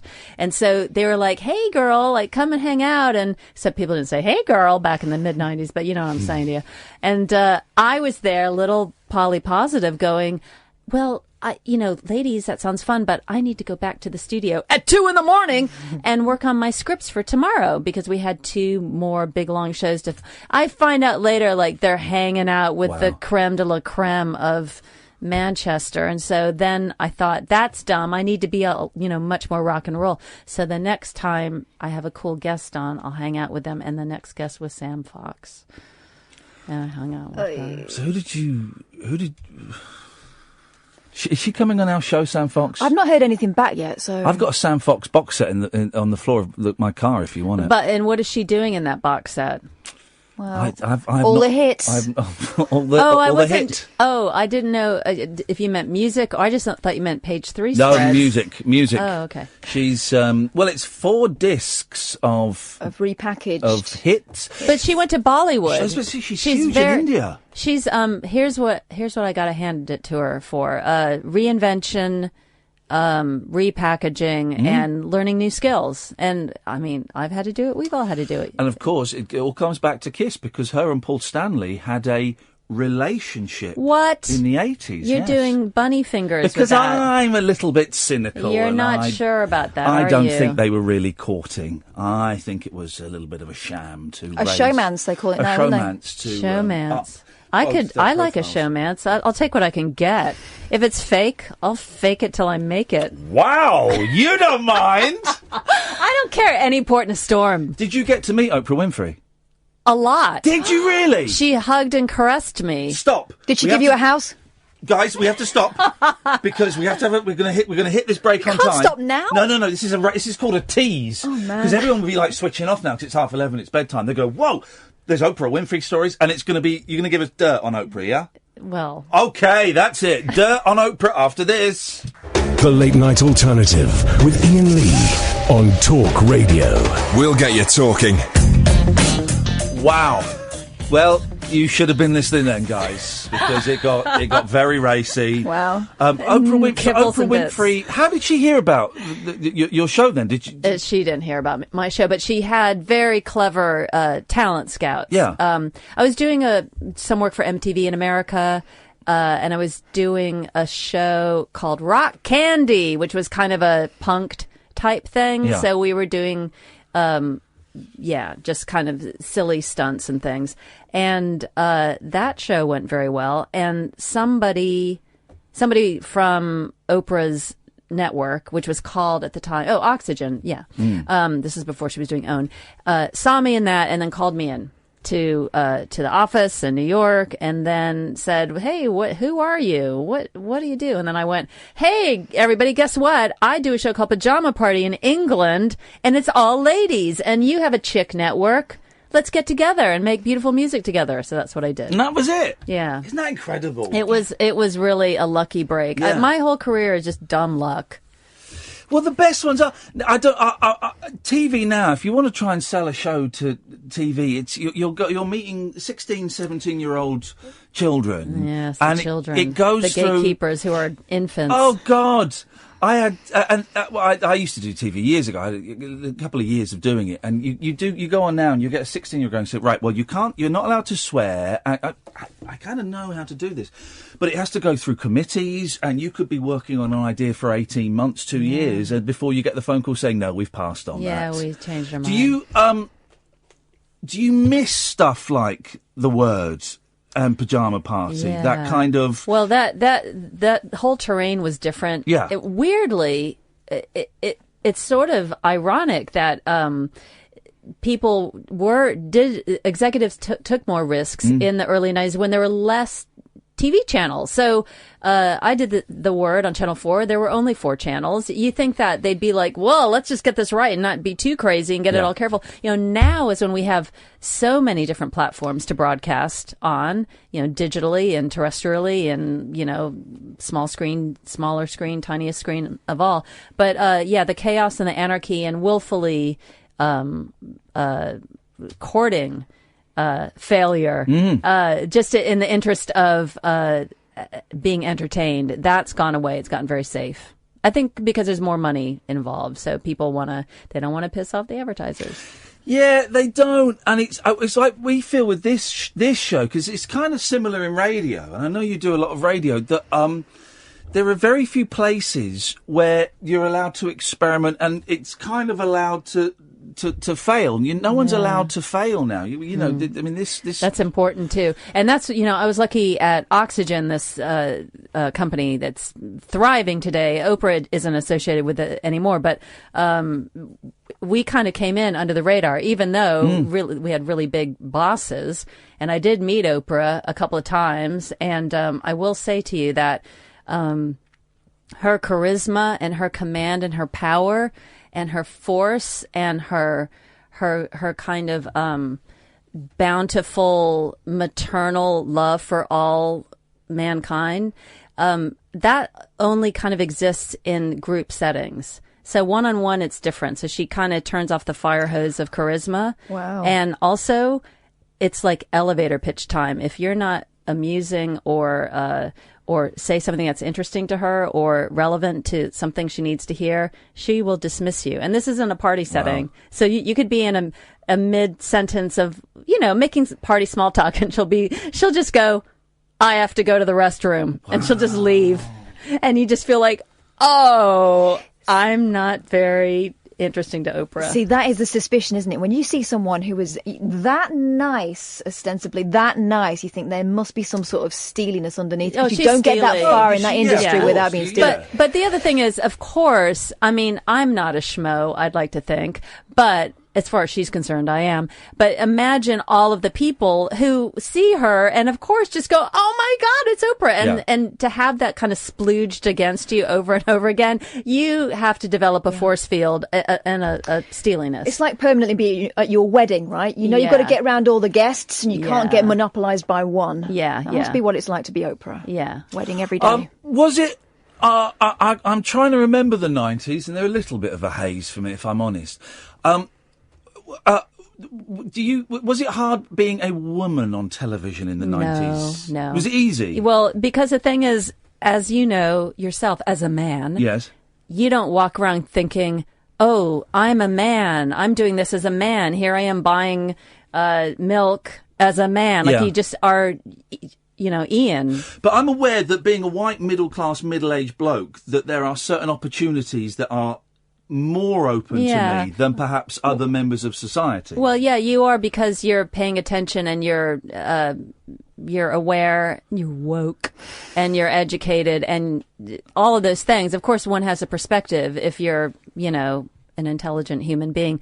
But my perspective at the time when I auditioned for The Word and I didn't have an agent, I just stumbled into this opportunity and went up for it, was like, oh, well, I was working as a dancer and a singer, and okay, good. Now I get to put my writing skills to good use and my show-off skills to good use. And it just felt like I was getting hired for me and my skills. Yeah. And that's always been the case. So then as I morphed into journalism and my YouTube channel, Katie Puckrik Smells, it's always things that interest me and utilize my skills. So I don't ever feel like, oh my gosh, it's so difficult being a female brain surgeon with all the other male brain surgeons. Like I'm in, it's more idiosyncratic, the fields that I'm in. I've heard you on Radio 4 quite a bit, haven't I? You pop up on Radio 4. I do. I pop up at little Culture Vulture shows. Yeah, Saturday Review, Front Row, or Front Bottom, as the wags at Radio 4 like to refer to it as. Crazy guys. They're waxsters, aren't they? Yeah. Those crazy guys. And Six Music as well, you do. Six Music, yeah. So, that's a great station. Oh, and it's so fun. Yeah, I'm kind of like the permanent supply teacher, so I'll pop up on Huey Morgan Show or Lauren Laverne Show, when they need to take a breather. And I do stuff on radio too, so I kind of cover all the bases. What do you do on radio too? Well, tell us, Katie, please. Same kind of thing. Like I just pop up on, I take over for people when they need to have a quiet lie down in the back room. But also, there's like the Dead of Night playlist shows that I host. Yeah. So it's not anything to write home about, but I'm glad to be there. We have to correct some fake news at the start. You said you saw Sparks live. You didn't see Sparks live the other night. You turned up late. And you missed them, didn't you? Yeah. So you turned up as everyone was queuing to have their picture taken with Sparks. So this is a little awkward, and I hope that Ron and Russell Mael aren't listening. In fact, I know they're not listening because they're on tour. Why would they? And even if they weren't, why would they be listening to this show? Wow. Why? Why wouldn't they? Whoa, guys, come on! Please let me in my head. All the monkeys. All of the Kinks and both Sparks brothers. There are alarms that go off in celebrity houses up and down Listen the to world. This show. Please don't take that away from me, for God's sake. And wait, who else? The guy from AC/DC listens to it, and also the guy from Skid Row, and Samantha Fox. Samantha Fox. Yeah. So that's a little bad manners. Here's a problem I have, everybody. Maybe listeners can help me with this. There can be intervention. I have a timekeeping problem. I thought so. I have a little bit of timekeeping problem. Meet my friend Katherine Boyle. I don't wear a watch. I don't wear a watch. Why would I wear a watch? Why do you not wear watches? But there's cell phones and then there's people. Watches are for squares. Well, what time is it now? It's time to hang out with you funsters. Yeah! Correct I love it here. I have loads of watches. In fact, I lost a watch the other day in here, and so I had to buy a new watch. I can't be without that. It makes me feel anxious if I've got too much stuff. Anxious. Yeah, but then you're always late for stuff. I'm not always late. Here's the thing. Once I'm out of You were half an hour late for the show this evening. That was the cabbie's fault. Yeah, but I feel like it's probably part of my, I don't know, there's like a weird aura, a late aura or something. Here's what it is. Yeah. Once I'm out of the house for the day, then I can get to appointments. But it's like just getting out of the house. And I think it might be a little OCD or something, and not to belittle proper, full-on OCD, which is horrible. But I do have the thing of checking things a couple times and then, I think I need to pee one more time again. And I don't know, there's like a little bit of anxiety about leaving the house. Mm-hmm. But once I get myself out of the house, then I'm okay. But anyway, so the Sparks situation was, I was a bit, and also was a little cavalier because I just thought, 7 o'clock, are they really going to go on at 7 o'clock? Guess what? They went on at 7 o'clock at Rough Trade. Strikes me as a very spot-on timekeeper. Oh, He's very precise. You know what's funny? Okay, so they're my friends. That's the other. This is the cool thing. This is why it's egregious that they to this day, to this moment, unless anybody out there wants to drop a dime on me. They think that I saw the show. They thought. Hang on, they're your friends and you've lied to them? Oh, no, I didn't. Great show, guys. I loved it. I did say to you, don't tell them. You went, I'll have to tell them. Oh, no, I didn't say anything. I just didn't say anything. They're just happy to see me. So I went back, said hi, and then we went, whatever to get. I say backstage, is in a record store where they went and picked up their, How do you know Sparks? When did you meet Sparks? I love them. This is the only reason we got you in. I want Ron's phone number. Yeah. That's okay. He wants to know how you get to be friends with Sparks. Okay. I met them. I interviewed them years ago. I'm sure they would love you. Oh no, I interviewed them years ago, and I didn't. They'd love you. Katherine. I love them. But they're so softly spoken and so quiet and so thoughtful. And then you go and see them in concert, and this huge noise that comes out. Noise, what a racket! It's wonderful. Yes. So actually, this will tickle your pickle, Ian. I met them on a radio show. Wow. We were all guests, and it was on Mark Radcliffe and Mark Riley's show that they used to have on Radio 1. Yep, Mark and Lard. And it was, exactly, and it was like 93, 94. And we were all guests, and Russell said to me, we were all getting along famously, and he said, if you're ever in Los Angeles, look us up. And guess what? I was in Los Angeles just a few months later for pilot season. Too bad I'm not an actress. But, so we've been firm friends for however long that is. Like, I can't do math, but, so 94 to whatever year this is.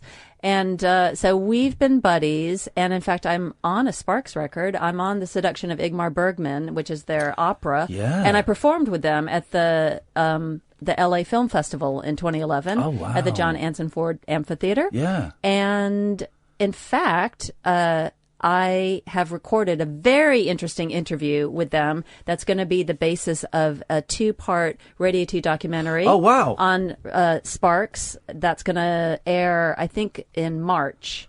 And I'll let you know about that closer to the time. But fantastic. We're in. The thing that's so interesting about it is their history, their coming of age. They grew up, they were young men when virtually rock and roll was born. So they lived in LA. They were classic LA surf bums, volleyball, beach bums. Like, you can't even believe it now because they have alabaster, milky white skin and they seem like such Europhiles, which of course they are. But they were down on that Sunset Strip as teenagers. They saw the Doors. They saw the Byrds. They saw T-Rex when they came to town. They saw David Bowie. This is all in the late 60s, early 70s. So I'm getting all the stories about that. What's amazing as well is that for a brief period, they were teeny bopper stars. Yeah. When that Kimono My House came out, they were getting the same screaming 12-year-old girls that were going to T-Rex concerts. Yeah, and they talk stuff. about that in this doc that I still have to put it together, but I did have the conversation, and they said that was really twisting their melon because they were playing to no acclaim when they started off as Half Nelson, and then they teamed up with their producer Todd Rundgren, and then there was a suggestion like, hey, maybe you need to have a catchier name. And so they came to England, and as Ron said, we thought we were just doing the same stuff that we always thought was great. And suddenly, instead of, the waitress in the back of the empty nightclub, the Troubadour or the, wherever they were playing the Whiskey A Go-Go, there they were at the marquee, and screaming girls, and they were pretty happy with that turn of events. While they were still, I mean, obviously this Time Ain't Big Enough was a huge pop hit, but they were still playing angular, interesting, more challenging stuff than Get It On, Bang a Gong. Exactly. And It's these illiterate. girls with their banners going, "We want Ron, we want Russell." Yeah, incredible. Well, they're both lookers. I mean, the interesting thing about the style is that Russell's always gone the pretty boy route, and Ron did that clever, as it turns out, 2020 hindsight, the kind of Andy Warhol thing of looking old his whole life. Yeah. So, so he doesn't age. So he doesn't ever age. So he's got, he always had the dour, the look, and then the tie, the accountant look, and the, severe glasses and the severe hair slicked back. And in fact, he was telling me a funny story about how their manager, or maybe it was the record company, got really annoyed when they did move to London, and they both had big, bushy, curly hair. They are brothers. They had the same follicles. And then Ron went to some hipster hair place like Smile or something and got it all like cut in a like 20s matinee idol style. And then, record company's going, what are you doing? Like, that's your connection to the girls. But he knew what he was doing. Does he keep the moustache all year round? Oh, yeah. It's there. I mean, it might mutate and morph and into different configurations, but it never leaves his face. We're going to see them next Thursday, I believe, at Shepherd's Bush Empire. Oh, you're so lucky. I'm not going to be here, so that was my one chance to see them when I missed them. I know. But it is the thing about it is it's brilliant pop tunes. And I just find them so funny. Oh, they're really that, funny, yeah. That Ron's so dead smart. look into the audience for the whole thing with a few little breaks from it. I just find that hysterical. It's the kind of music that makes you feel clever for listening to it, even though it's all their cleverness. That's a good way to put it. Yeah. And their songs are packed with jokes. Lighten Up Morrissey. I mean, it's just packed with gags in there.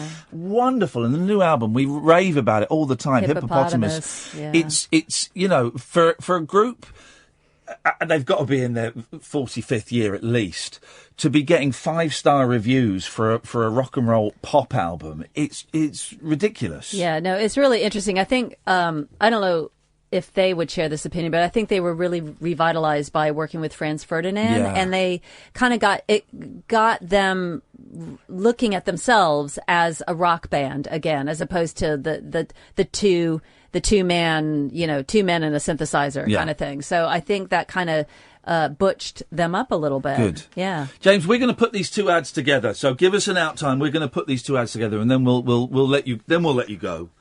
But we're not going to tell you how you're going to get home, Katie. That's the trick.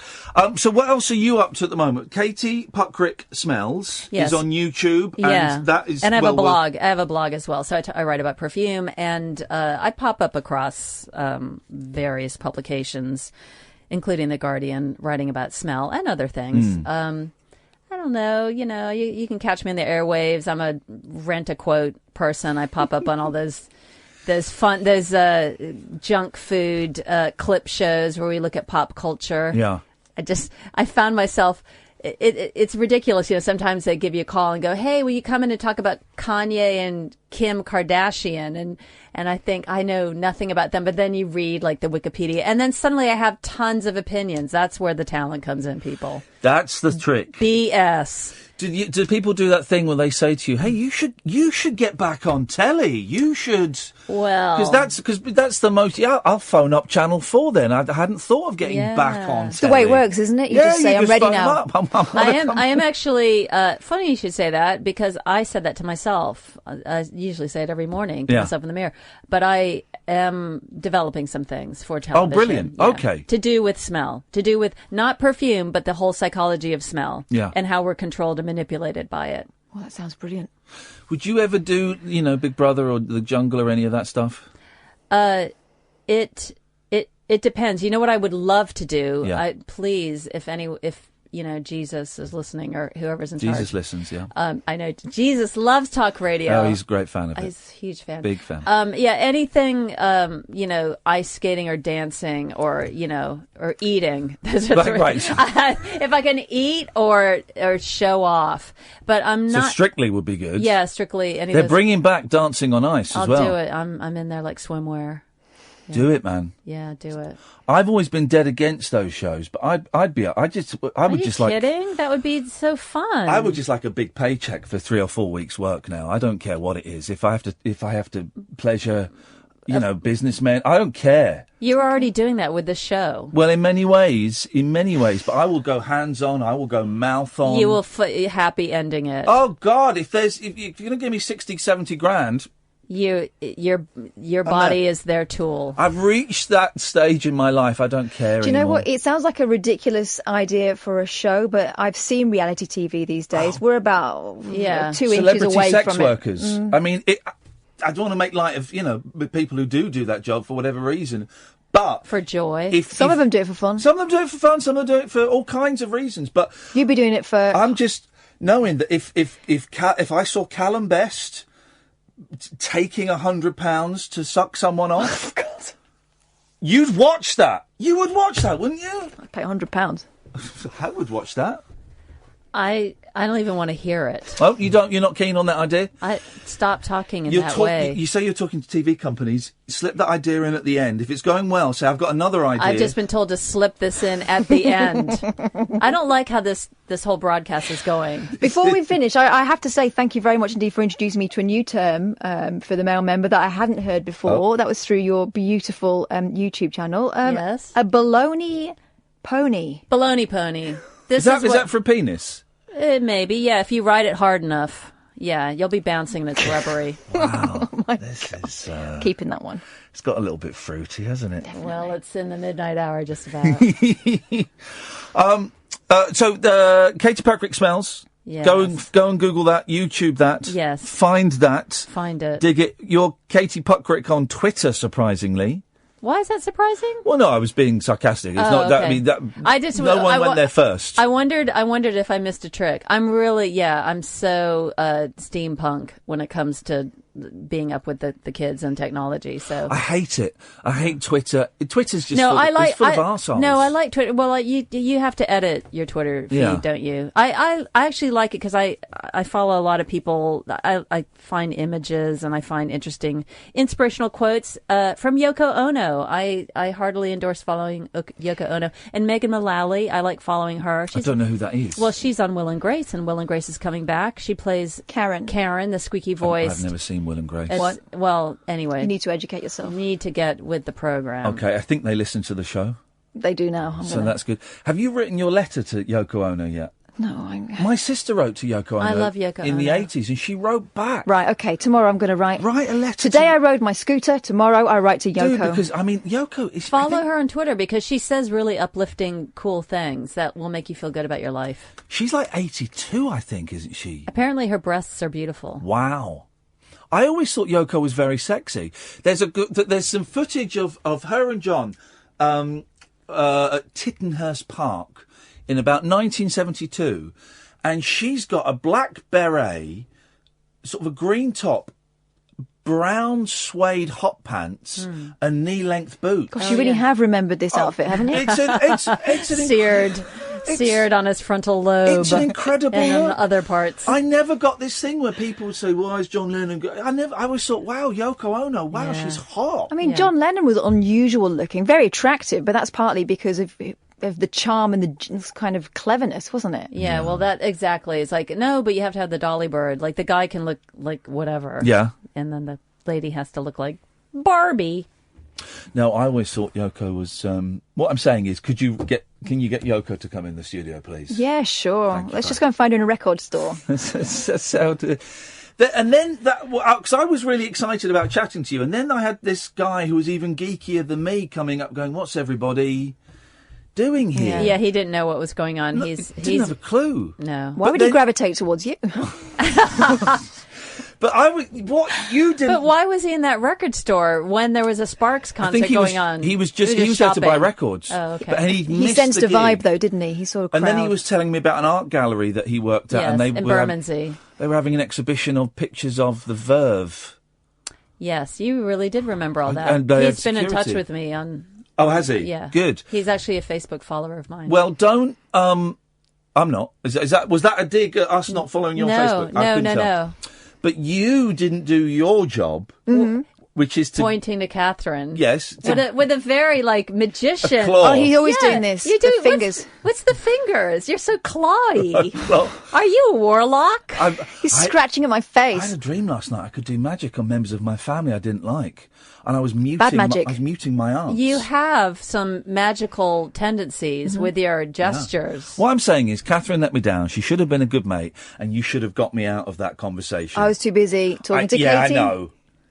Look how it worked. Yeah. I'm going to give her a lift home. But I can't believe you're complaining about that, and this is your job. Yeah. But I don't want to talk to him. wanted to... There's no off button. No. There's no like, oh, we got to go to the next caller. No, there's not. They can't cut people off in real life, Right. unfortunately. Mm-hmm. But we need to... Oprah can. Well, yeah. Learn that skill. This is what we need to learn. Katie, it's so lovely to meet you. Thank you for coming in. For trying to get me in your cult. I think you've succeeded. Good. Yeah. I'm so easy, and I have nothing going on in my life. You'll never want to leave. You have any time you want to come on and plug stuff, you have an open invitation. What are you doing tomorrow? You can come in. You can come in any time you want. Are you going to drive her home? Yeah. Oh, this is so low rent. I do apologize. Why don't we What are you just talking about? We should just do it in my flat next time. Sorry? So you don't have to. Let's do this. We're going to do the show from The Katie's show. flat. That's happening. Thank you very much. Here's Talk Radio. The Late Night Alternative with Iain Lee on Talk Radio. We have ways of making you talk. Here's a message from the Haters Club, dedicated to the one I love. I've been cursed by your wicked kiss. Once felt it's forever missed, forever missed. I'm a member of the Haters Club, and I'm hating every minute of me without you, you without me. Give me some of that misery, that misery. I'm a high hater. I run with the best like Darth Vader and the Witch of the West, poisoning apples to make you ill, like Cruella de Vil. I'll set you up for the kill. It's such a twisted state of bliss, indulging in such hatefulness. I just need a prequel to redeem my evil, 'cause I wasn't always like this, like this. Seeing couples hand in hand makes it hard for me to understand. Me without you, you without me. Give me some of that misery, that misery. I'm a high hater. I run with the best like Darth Vader and the Witch of the West, poisoning apples to make you ill, like Cruella de Vil. I'll set you up for the kill. I'm jinxed with the curse. I got nothing but bad luck. Could I be superstitious? Don't blink, cross my heart, hope to die. Why's your love so vicious, vicious, vicious, vicious? I'm a high hater. I run with the best like Darth Vader and the Witch of the West, poisoning apples to make you ill, like Cruella de Vil. I'll set you up for the kill. Hater, I run with the best like Darth Vader and the Witch of the West, poisoning apples to make you ill, like Cruella de Vil. I'll set you up for the kill. There we go. There we go. And Amani Coppola's good, isn't she? Isn't she good? And so is Katie Puckrik. Thank you, Katie. Absolutely love Katie Puckrik. How cool was that? And Katherine is now in her third career, as well as radio presenter, as well as producer. She's now chauffeuring Katie home. Let's now. Katie lives about 5 minutes away from the studio, so that's 5 minutes there, 5 minutes back. Let's add an extra 5 minutes for, getting in the car and goodbyes and stuff like that. If Katherine's not back by 12:15, we know that shenanigans are going on. I know what these celebrities like to get up to. I know what they get up to, guys. In the meantime, we have another 55 minutes of radio. 0344 499 1000 is the telephone number. And my final word on that subject, Talk Radio bosses, give Katie Puckrik a Saturday nights, 9 till 12, for goodness sakes. I know I threw my hat into the ring by saying I would do Saturday nights, 9 till 12. I'm taking my hat out and I'm offering you Katie's fragrant hat. Give that gig to her, for crying out loud. 0344 499 1000 is the telephone number if you want to give us a call. None of you slackers have been able to tell me how the world is going to end on the 23rd of September. So I guess we're just going to have to suck it up and see. We're just...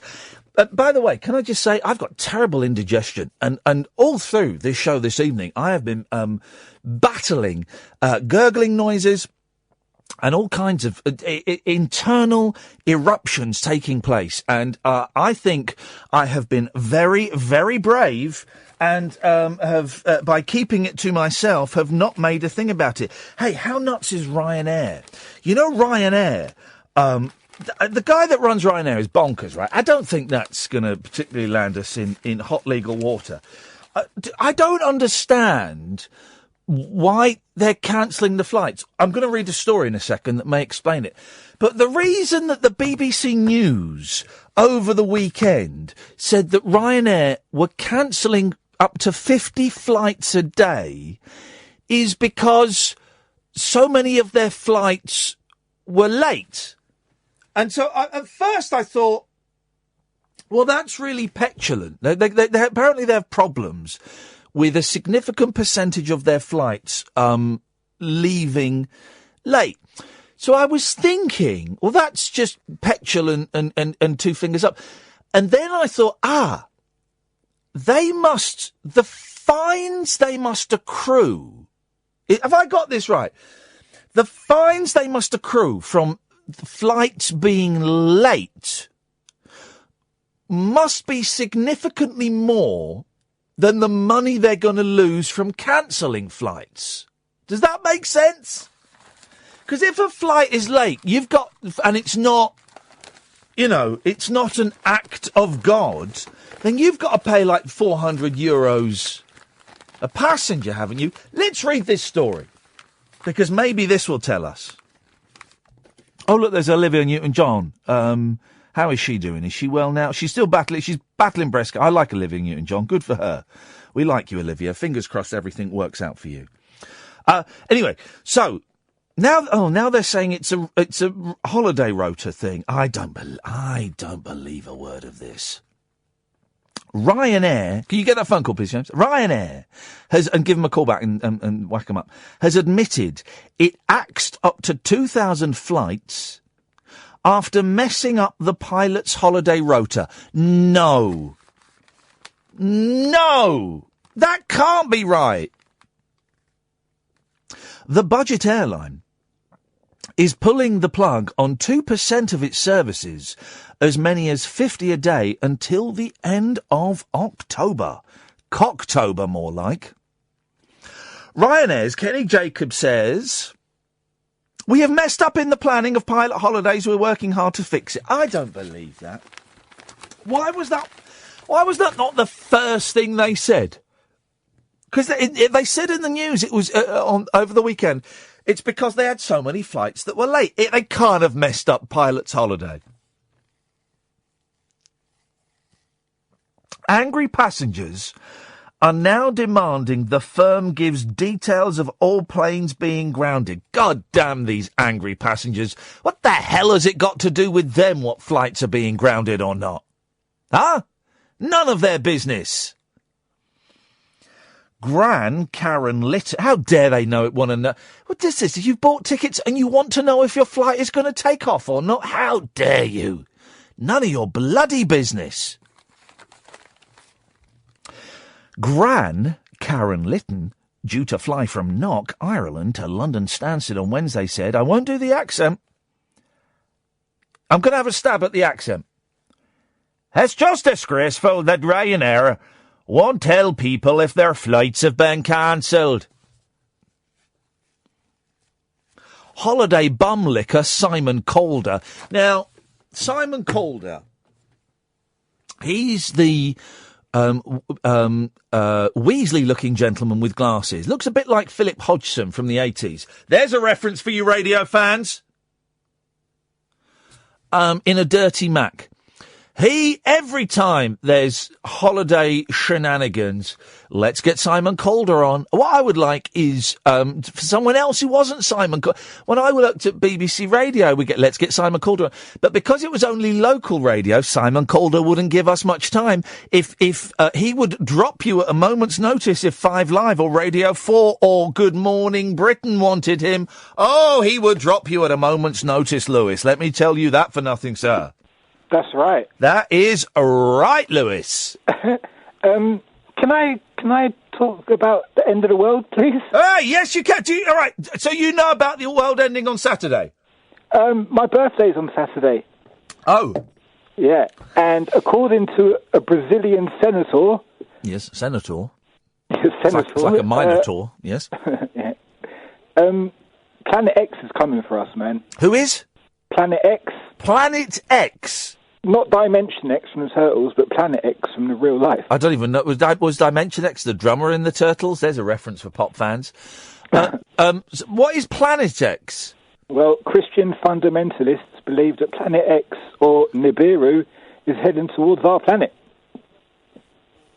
Hang on a minute. So well, here's the thing. All religious fundamentalists are nut jobs, but don't say that on the radio, or you might lose your job again, Iain. There's a man in Brazil, yes, who's a senator. Is a senator? His name is Telmario Motta. Yeah, great name, strong name. That was my nickname at school. Yes. He represents Brazil's northmost state of Romaria. Yes. Have you ever heard of it? I don't know. He's got information from NASA, which he trusts. NASA is aware of the approach of Planet X, or as it is called, Nibiru. Is it your birthday this Saturday, you said? Yeah. Wait, do you know a guy called Jonathan Theroux? No, I don't know. It's his birthday on that day as well. Oh. I just thought you might know each other. Just thought you might... Because we've got the same birthdays. Hey, I've just thought of a brilliant idea to combat loneliness. Birthday parties. Birthday buddies. We're going to call it birthday buddies, right? Here's the thing. So none of us have extended families living near us anymore. Or we don't particularly, I don't even have friends. Get this, Lewis. A successful broadcast like me, I don't even have friends, right? But here's the thing. If we plotted within, say, a 5-mile radius of your house, so you get a compass, the circular drawing one, and you do a 5-mile radius within your house, right? There would be, do you live in a town, Lewis? I live in London. Right, that's a town. Right in the middle of it. Beautiful, right. Well, in London, within a 5-mile... We'll make it smaller for London, a 2-mile radius. There will be at least 500 people that share the same birthday as you. I don't know. I reckon, 50, maybe. What do you mean? Why? Within 2 miles of you. You live in London. London is one of the most densely populated places in the world. Yeah, if everybody was... if 500 people all had the same birthdays in a 2-mile radius, then loads of people would be having the same birthdays all the time. Here's the thing, right? Here's the thing, and I don't know how this works. Mathematicians, if you're listening, you can phone in and back me up, right? If you're in a room with 50 people, what are the odds that someone in that group of 50 shares the same birthday as you? What are the odds? Go on, tell me. 7 to 1. Well, yeah, I think it is something like 7 to... It's something... the odds are that it's... I just guessed that, sorry. The odds are that if there's 50 people in the room, it's something like 7 to 1 that someone will share your birthday. All right. You don't sound impressed by that. 7 to 1 that is good odds, man. Yeah, it's good odds, man. Yeah, but I don't know. No, I just don't know. Right. So hang on a minute. There must be about what? Well, I don't know. Anyway, birthday buddies is what I'm saying, Lewis. Yeah. And we become friends with people who share the same birthday as us. But how do we start it? Brother, we're starting it now. You're now birthday buddies with Jonathan Theroux on Twitter. His name is... Who are you on Twitter, Lewis? Portobello Fox. Right. Hi. His name is Brown Striker. Let me get pen and paper. Hang on. Say hello. I'm tweeting you now. Portobello Fox. Yeah. There we go. Right. I've tweeted you. You're now birthday buddies. This is flipping brilliant. Okay. So how do we keep it going? Like, how do we keep the chain going? Well, we need more people. Let's just focus on the 23rd of September, right? Okay. We need more people. By the way, Dennis, if you're calling, can you call back because your phone doesn't take our number when we call you up, you old fool. We need more people. Right, this is what we'll do. If you're on Twitter, I've just tweeted to... the tweet's not come up. There we go. I've just tweeted to Brown Striker and Portobello Fox. Their birthdays are on the 23rd of September, this Saturday. Let's start a chain. Not like in the Human Centipede. That would be disgusting. But let's start a chain and let's get as many birthday buddies for this Saturday, the day the world is going to end, as we possibly can, all right? And then that's how we start it. Okay. Thanks very much, Lewis. There we go, you see? Easy. Birthday buddies. Hashtag birthday buddies. That's how you do it, guys. This is going to be great. I'm going to cure loneliness. I've got it sorted. 03444991000. This is Talk Radio. Uncut, after-hours conversation for the up-all-night generation. The Late Night Alternative with Iain Lee on Talk Radio. We'll get you talking. Yes, Dennis. Good morning. Good evening, I should say. Yes. You poor fellow, you haven't got an extended family very close. No, I don't. Hello? No. My extended family is within a 6-mile radius of my house. By the way, Katherine is now officially late returning. She's up to shenanigans. She's probably having a glass of cocaine. I've said it, and I mean it. She's having a glass of cocaine. Yes, but then you see, she has to put up with you, so I don't blame her for it. I don't blame her for having a glass of cocaine.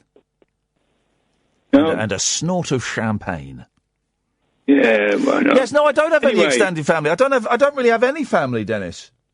Don't you? No. Well, I've just got my 6th great-grandson, all under the age of 8. Yes, right. Well, I haven't got any great-grandchildren, I'm afraid, Dennis. Well, I've made it, you see. I'm waiting for this money from you anyway. Dennis, listen, you doubled or quits until your 93rd birthday next May. Well, that's right. I'm on the job, don't worry. What does that mean, on the job? There's a horrible image. You should be giving them money before Christmas so I can buy some presents for them. You're rambling more than usual. Does Nurse know you're making this phone call? Ramble. I'm just saying it's time you started to pay your debts. Is that a threat? No. Because I will kick the SH1T out of you, Grandad. You wouldn't be anywhere near me, my boy. Oh, I would get very near you when you least expect it. I'm going to be behind you. Tap, tap, tap. Bang, bang, I can bang. still run a marathon. What? Said I can still run a marathon, so you won't catch me. You can barely walk down the stairs. Rubbish. See me skipping around like a 2-year-old. Thank you very much indeed. What a load of old... What's an absolute lunatic that guy is. Absolute lunatic. We were talking about scooters early on. But like, scooters. The good scooters. A really fun day.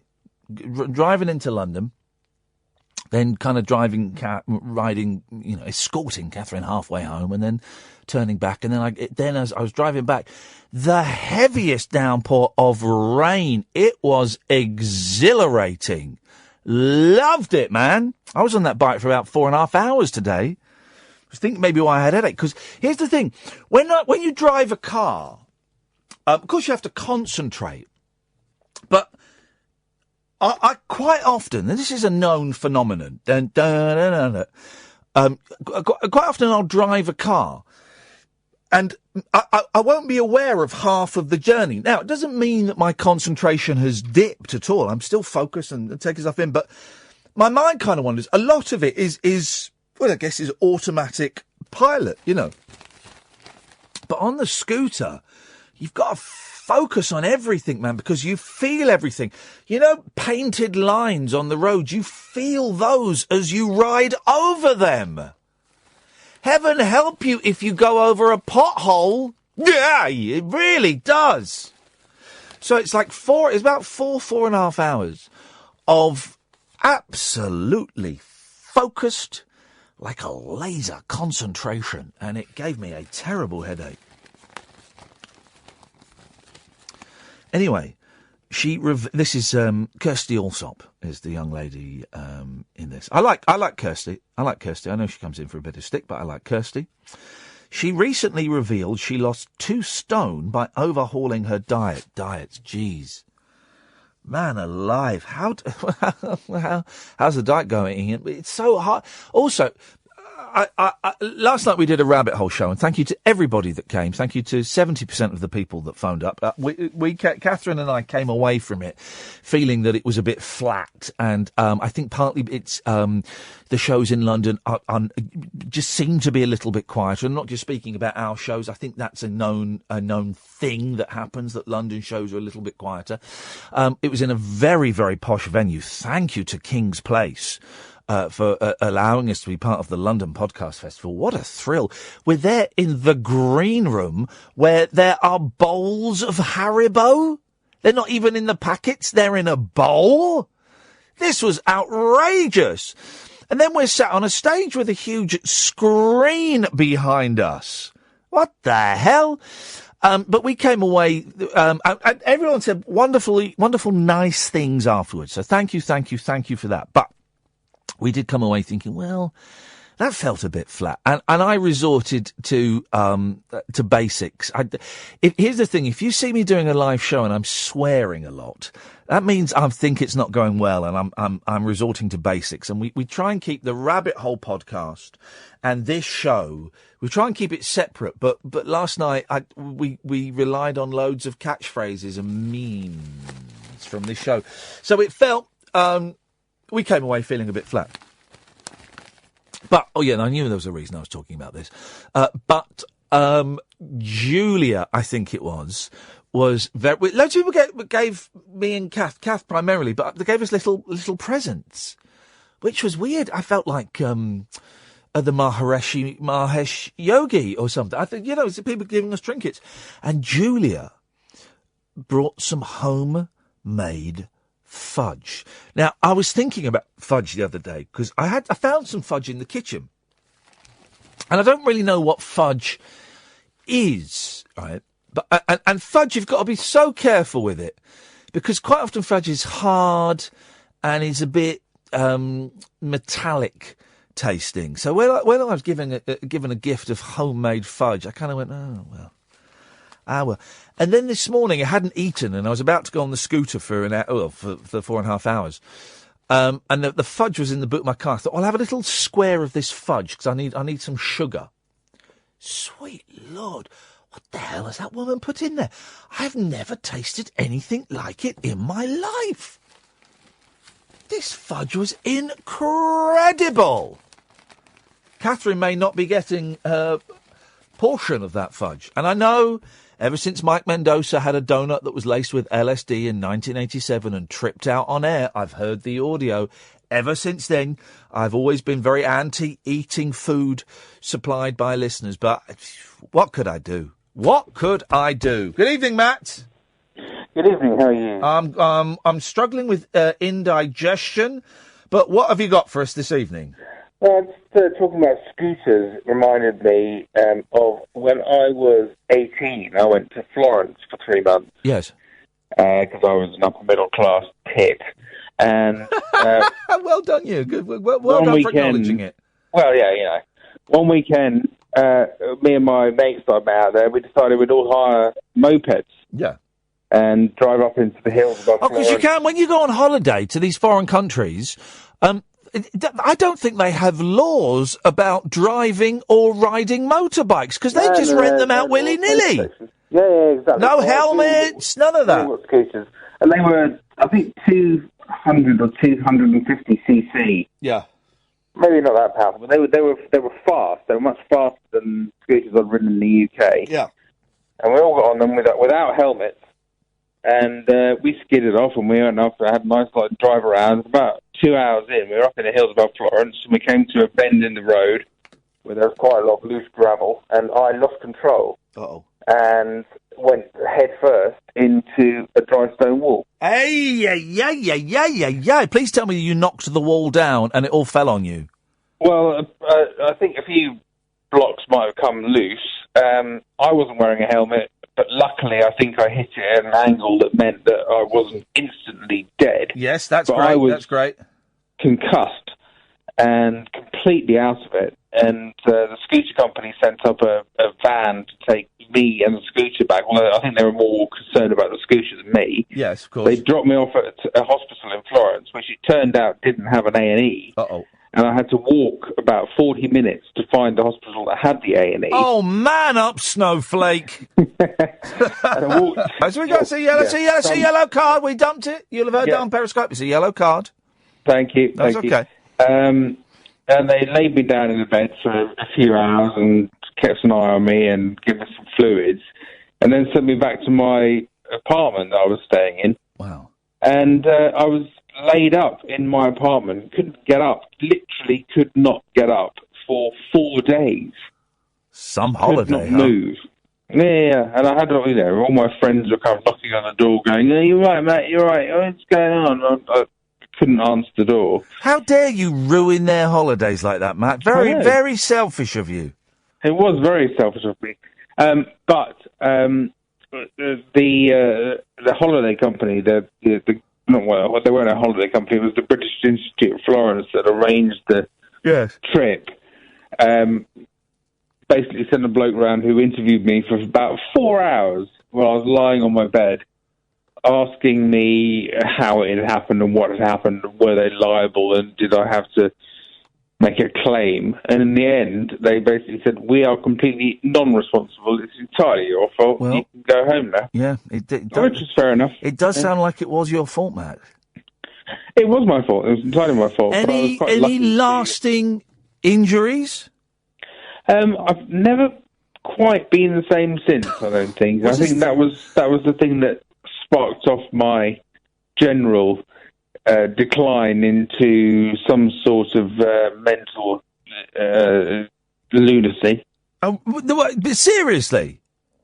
Yeah, I think that was the thing, because before that I was a perfectly normal human being, and ever since then I've always been, I've always had weird brain activity and all sorts of weird stuff going on, and it's all kind of, I don't say it has any link to depression or to any of the other stuff that's gone on, but I don't think it did me any favours. Wowzers. Well, Matt. Anyway, so when you're on holiday and you're on a moped, wear a helmet and don't be a dick. There we go. Can we send that to let's send that to Zante FM and Florence FM and all those. Which word am I going to choose here? Wonderful British radio stations in these holiday resorts. If you're going to ride a scooter, wear a helmet and don't be a dick. Unmissable late night radio with the original king of unconventional conversation. Make contact with Iain Lee. The Late Night Alternative with Iain Lee on Talk Radio. By the way, if you have a birthday at any point, and you'd like a birthday buddy, 03444991000, all you need to know is when your birthday is. And what we'll do is we'll put out a plea, and we'll find you a birthday buddy. And then you will always have... is that Kath here at last? Here we go. You can sit. You can sit over there. You're right. Yeah. You're well done. You made it back. Yeah. By my calculations, you should have been back 18 minutes ago. I know. They closed our road, and I didn't have my sat-nav, so I had to wing it. Did you have a glass of cocaine? No, I didn't. You didn't? Okay. Is that a thing? Oh, no. Did you go Should I have asked for one? Did you go in her house? No. No, I didn't. Oh, you did. You did. I didn't go in her house. Can I ask you a question? I really got lost. Can I ask you a question? Yeah. Why have you got glitter on your face? Party time? Wow. Wasn't she delightful? She's brilliant. I want to keep her. Yeah, I love Katie Puckrik. She was funny. Here's my thing. I'm taking my hat out of the ring. I've offered I said to the boss, I'll do Saturday nights. I'll come in Saturday 9 till 12. My hat is now out of the ring, and I'm throwing Katie's hat into the ring. Well, she doesn't want to do it. She may have plans. Oh, tough luck, girl. I want to listen to her on the radio just chatting. I know, I've heard her cover for other people. She's brilliant. She's so much more than supply teacher. Yeah, she's so good. And what was lovely is when you've got a guest who you can just throw something at them and then sit back and just let them talk. And it's wonderful. Absolutely wonderful. She was great. We got on really well, and she said, I said, do you know what? I'm glad the cabs got cancelled. She said, so am I. I had so much fun. All right, girls. All right, calm down. We're besties now. Now, here we go. We're talking about scooters, but listen to this. She recently revealed she lost 2 stone. By the way, I've come up with a new thing that's going to make... Well, it's going to make 2 things. One, it's going to make me rich. Yeah. And 2, it's going to make lonely people... friendulous, that's not a word. Happy. Okay. Is it going to make me busier? No, it's easy. It's called Birthday Buddies. Okay. And what it is, the way it will work eventually is that with everyone within a 5-mile radius of you, if they've got the same birthday as you, they become your birthday buddy. Right. And so they're just like, because we haven't got extended families, and there's a Kurt Vonnegut book. It's not completely original, I'm going to be honest. Kurt Vonnegut book, and I can never remember which one, where he comes up with this brilliant idea for extended families, and everybody is given in the future a middle name of, I think there's like about 16 different middle names, and so I might be a Clark, I might be Ian Clark Lee, and you might be Catherine Stewart Boyle, and that means that anywhere you go in the world, you can meet up with other Clarks, and if I find another Clark, I can go and stay at their house. I can phone up and say, "Hey, I'm a Clark. I'm new in town. Could you show me around?" And you could do the same with Stuart's. Right. This is kind of like that, and we've already got some birthday buddies sorted out. LJ and Jonathan are now birthday buddies. Their birthday's on Saturday, the day the world ends. Unfortunately, so for them. not long to go. But so everyone this is how it works. Everyone within a 5-mile radius of your house who has the same birthday as you is a birthday buddy. And that means that on your birthday you can hang out with them and celebrate it, but it also means throughout the year you've got birthday buddies and you can just phone up and reminisce about birthdays and stuff. Well, alternatively, you could get some real friends. No. Well, these are real friends. These got LJ and Jonathan are chatting about Nintendo Switch and nuclear fallout shelters. It's brilliant. But we haven't got very early stages yet. Very, very early stages yet.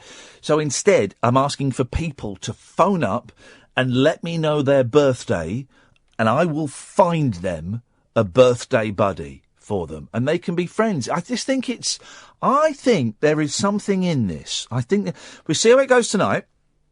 We'll bring it back tomorrow, do it tomorrow. And if it goes well, what day is Dragon's Den on now? Is it Thursdays? Yeah. Right, well then I'm going to take Thursday off and I'm going to go, it's on about 10 o'clock, I think. So, I'll go to I know the warehouse they film it in. So what I will do is on Thursday, I'll take Thursday off. If it's going well, up until then, and I'll pitch it to the Dragons. And I'm going to make absolute shed loads of cash. Hashtag birthday buddies. Sounds like a flyer. It also sounds like what mums have been doing on holiday for time in memoriam. You know, that kid's the same age as you, go and be friends. No, that's not the same thing at all. It's exactly the same thing. No, it's not. It's not. These people won't be the same age as you.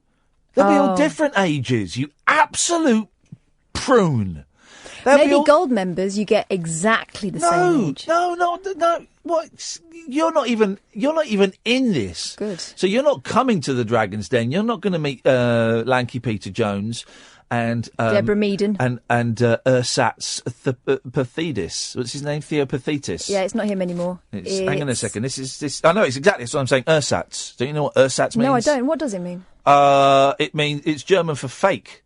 is it? Yes, of course. They would have, when they didn't have food in World War One, they would have ersatz food. So they would have ersatz bread, which was bread made out of like mud and wood shavings. And they would have ersatz jam, which was, I don't know what that was, but they'd have ersatz tea, and it was tea. You've never heard the word ersatz before? Yeah, but it's one of those words where I keep thinking, I need to find out what that means. But it only pops up like once every 10 years for me. Ersatz.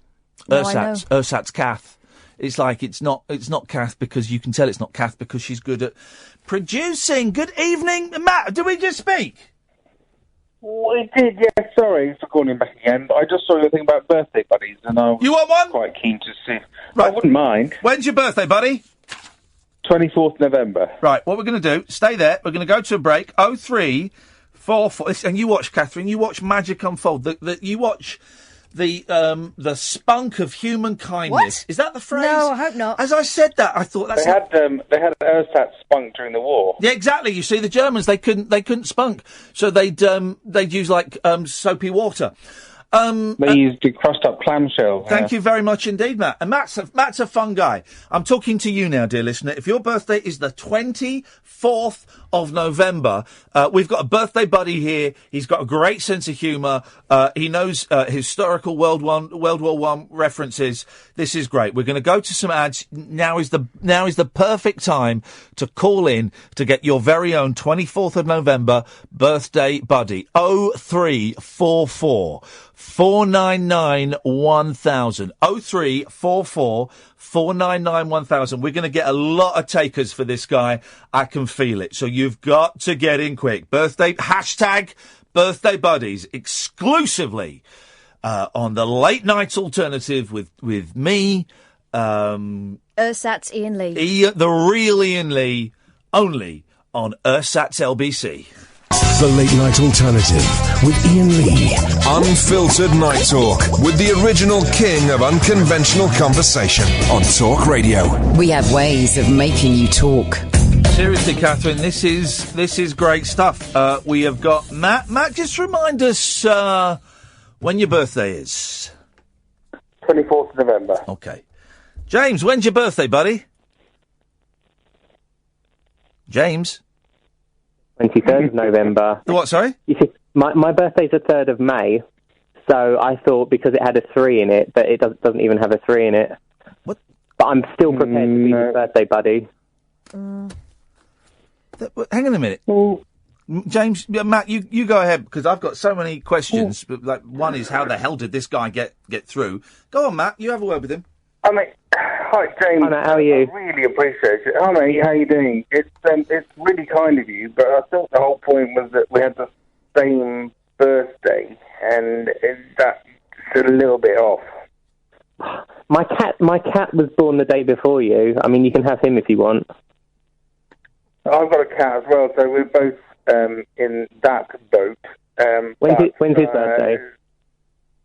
Oh, I don't know when her birthday was sometime in March, but she was a stray. So, right, because if your cat's birthday was the same as one of my cat's birthdays, they could have been birthday buddies. Yes. Although I don't think it was cat birthday buddies that was the idea. But we can be buddies. I think we should be buddies. We should have a date in the future where we maybe have a coffee or something. But I don't think maybe a beer. Can be birthday buddies. Okay. Well, I'm trying to knock the beer on the head. So. The alcohol. James, Matt is being very polite, right? I'm not so polite, okay? I didn't get where I am today, which is, let's be honest, nowhere, by being polite. You are taking the piss. How dare you? You really are. You are having a right laugh, mate. This is not. There's a bit of giraffe going on. There is no correlation. Yours is in spring. Matt's is in winter. It's close. No, mate, it's not. It isn't.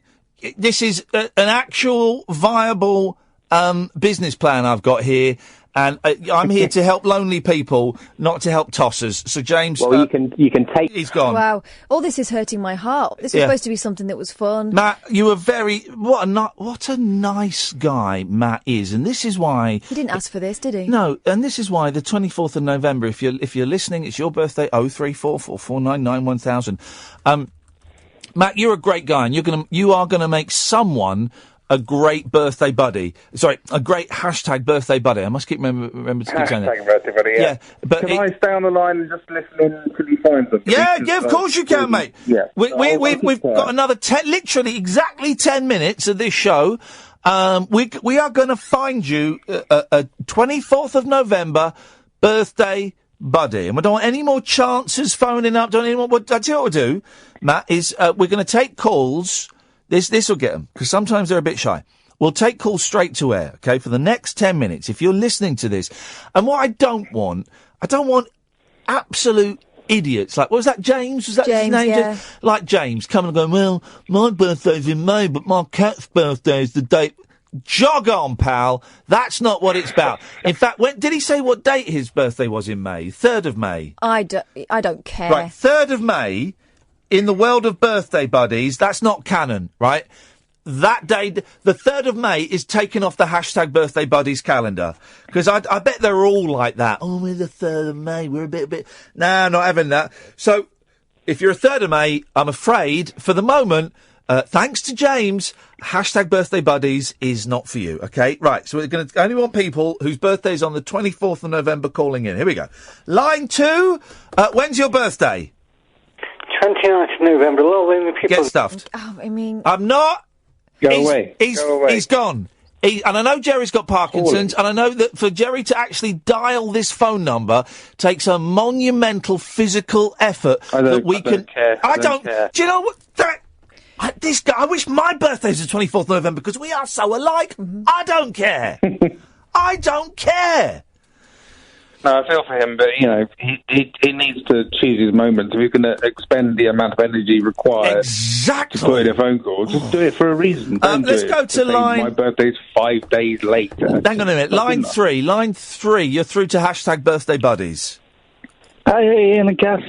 Hello, caller, who's this? David Babcock. It's me, David Babcock. Have we spoken before? Oh, yes, lots of times. On this show? On this show, yes. What's his name again? David Babcock. Sorry? Badcock. Doesn't ring a bell, mate. But anyway, and it was definitely this show. James Whale, I'm a paranormal investigator. Okay, well, that sounds like... So you've been on Howard's show. Oh, okay. It's Vacuum Penis. Oh, the guy that shagged a Hoover. Yeah, that guy! Henry's pal. And if there'll be people listening going... What? A guy that shagged? No, you must be joking. I'm not joking, guys. This is absolutely true. Hang on a minute. Play the clip. My name's David Babcock, and I got Hoover stuck on my knob. But he's definitely not this guy. Oh, I love a bit of cat bum. Now, so David, okay, we have spoken before. Sorry. When is your birthday? Well, this buddy is thinking he's a wisecracking fella. I'm his birthday buddy. When is your birthday? 24th of November. Hey! It's a match. This is fantastic. Well, this is spontaneous. I didn't know this was going to happen. You two have a hashtag birthday buddy chat. And what would be great is if you could mention hashtag birthday buddies a few times just to build up the brand awareness. So away you go, guys. This is great. What's your name, fella? Hashtag birthday buddy. My name's Matt. Hello, Matt. Yeah, so you're quite happy that we're birthday buddies? Oh, I'm delighted to be a birthday buddy with you. You are one of my heroes. Oh, brilliant. Well, guess what, buddy? You take the mick out of me with a Hoover, you're chucked. Get lost, knobhead. It's like that, is it, Badcock? He's put the phone down! I don't think his birthday was the 24th of November. People who have a birthday on the 24th of November don't act like that. I don't think he even has a birthday, that guy. I don't think he was born. I think he was created. Yeah, grown in a lab. Matt, are you speaking to us from a C90 cassette recording that's been warped in the heat? Because you're doing that thing that they do on very clever dance tracks now, where it's kind of warped and going in and out. Is it? Well, that's my lovely brand new iPhone that doesn't work. Not the iPhone X. Is that what it's called? Is it called iPhone X? No. I'm not that up with the zeitgeist. It's an iPhone 7, but it has issues. One day they're going to make an iPhone that can actually make a decent telephone call, guys. And when that happens, I'm going to plonk down big dollar. But until then, Line 3. When's your birthday?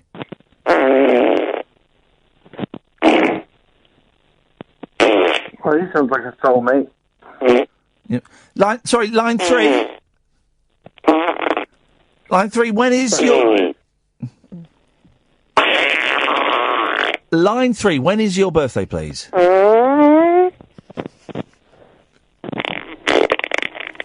Yep. Line 3, I don't know if you can hear us. There's a little bit... There's a slight bit of interference on the line. When is your birthday, please, line 3? I think we've lost that line. We'll try and get that caller back, because there's a slight interference there, so I couldn't quite hear His phone still wasn't quite as bad as Matt's, was it? See if you can get Iain Botham on the line, because his birthday is 24th of November, and if he was around, I'm quite a fan of his genitals. Oh, man alive! I'm a fan of his artistic camera angles. How did he... He must have long arms. I think he had maybe some sort of extending claw arm. Yeah, maybe. It down behind him. I think he taped it to the end of his cricket bat. Yes, well, it's just a very sticky wicket. Let's go to line 4. Line 4, you're through to hashtag birthday buddies. Ryan Reynolds! Okay, I'm sorry, Matt, people don't seem to be taking this seriously. Listen, if I'm going to take if I'm taking Thursday night off to go, I must check that if that's when Dragon's Den is on. If I'm taking Thursday, I'm assuming you can just turn it, we don't need an appointment. The crap they let on there, the crapola. If I'm taking Thursday night off to pitch this to the Dragon's Den, then people are going to need to take this a little bit more seriously. There's only 3 minutes of the show left, guys. 0344. What's your business plan? Sorry, I didn't mean to interrupt the phone number. 0344 499 1000. We call you back. What's your business plan? Well, with regard to birthday buddies, how do you monetize it? Well, what will happen, Matt, is very, very simple. Is everybody that is looking for a birthday buddy, hashtag birthday buddy, sorry, pays me £100. Yeah, so you now owe me £100. Everybody that's called in, even the joke callers, they owe me £100. So here's the great thing, Matt. In the last 10 minutes, I've made 400 nicker. And here's the even greater thing. It's all cash in hand. I ain't declaring this. I ain't telling Mr. Taxman, His Majesty's Revenue. None of that. This is all cash in my back pocket. And I think that's what's going to swing it for the Dragons. Cash in hand. Line 4. You're through to hashtag birthday buddies. Right. This is... We're just looking... What can you say? We're looking for someone whose birthday is the 24th of November. There's 2 minutes left of the show. Matt sounds like a great guy. There we go. Line 5. Line 5, you're through to Matt on hashtag birthday buddies. Hey, hello. Hey, caller, when's your birthday? November 1968. Right, we need the specific date, please. The date, the day, the number day, and the month. Does it matter? Because 1968, those numbers add up to 24. It matters. Yes, the year is. By the way, this is costing you £100. So, if I were you, I'd play along a bit to get your money's worth. November. 1968. Right, he's right. This isn't hard, guys. Come on. Matt sounds like a great guy. We've got 60 seconds left of the show. And what should have been a nice... Lock in. No, because I've got to be up early to go and interview Bucks Fizz, of all people, which I'm looking forward to. We might do a lock-in this week, don't you worry. But can I call back tomorrow to see if... Yeah. Oh, tomorrow... Can you call in at 10 tomorrow, Matt? I will try. Yeah, I might not be around, but I'll try my hardest to be available. I think we can see why you've not got friends. No, Matt's a good guy. I like Matt. Matt, tomorrow's show, the whole 3 hours, is going to be looking for someone whose birthday is on the 21st. There you go. Last 20 seconds of the show. When's your birthday, caller? I'm Billy Connolly, and it's the 21st of November. Hey, Bill, we got Billy Connolly for you, Matt. Oh, that'll do. Thank you very much. Yeah. Thanks for calling, Billy. There we go. We end on a success.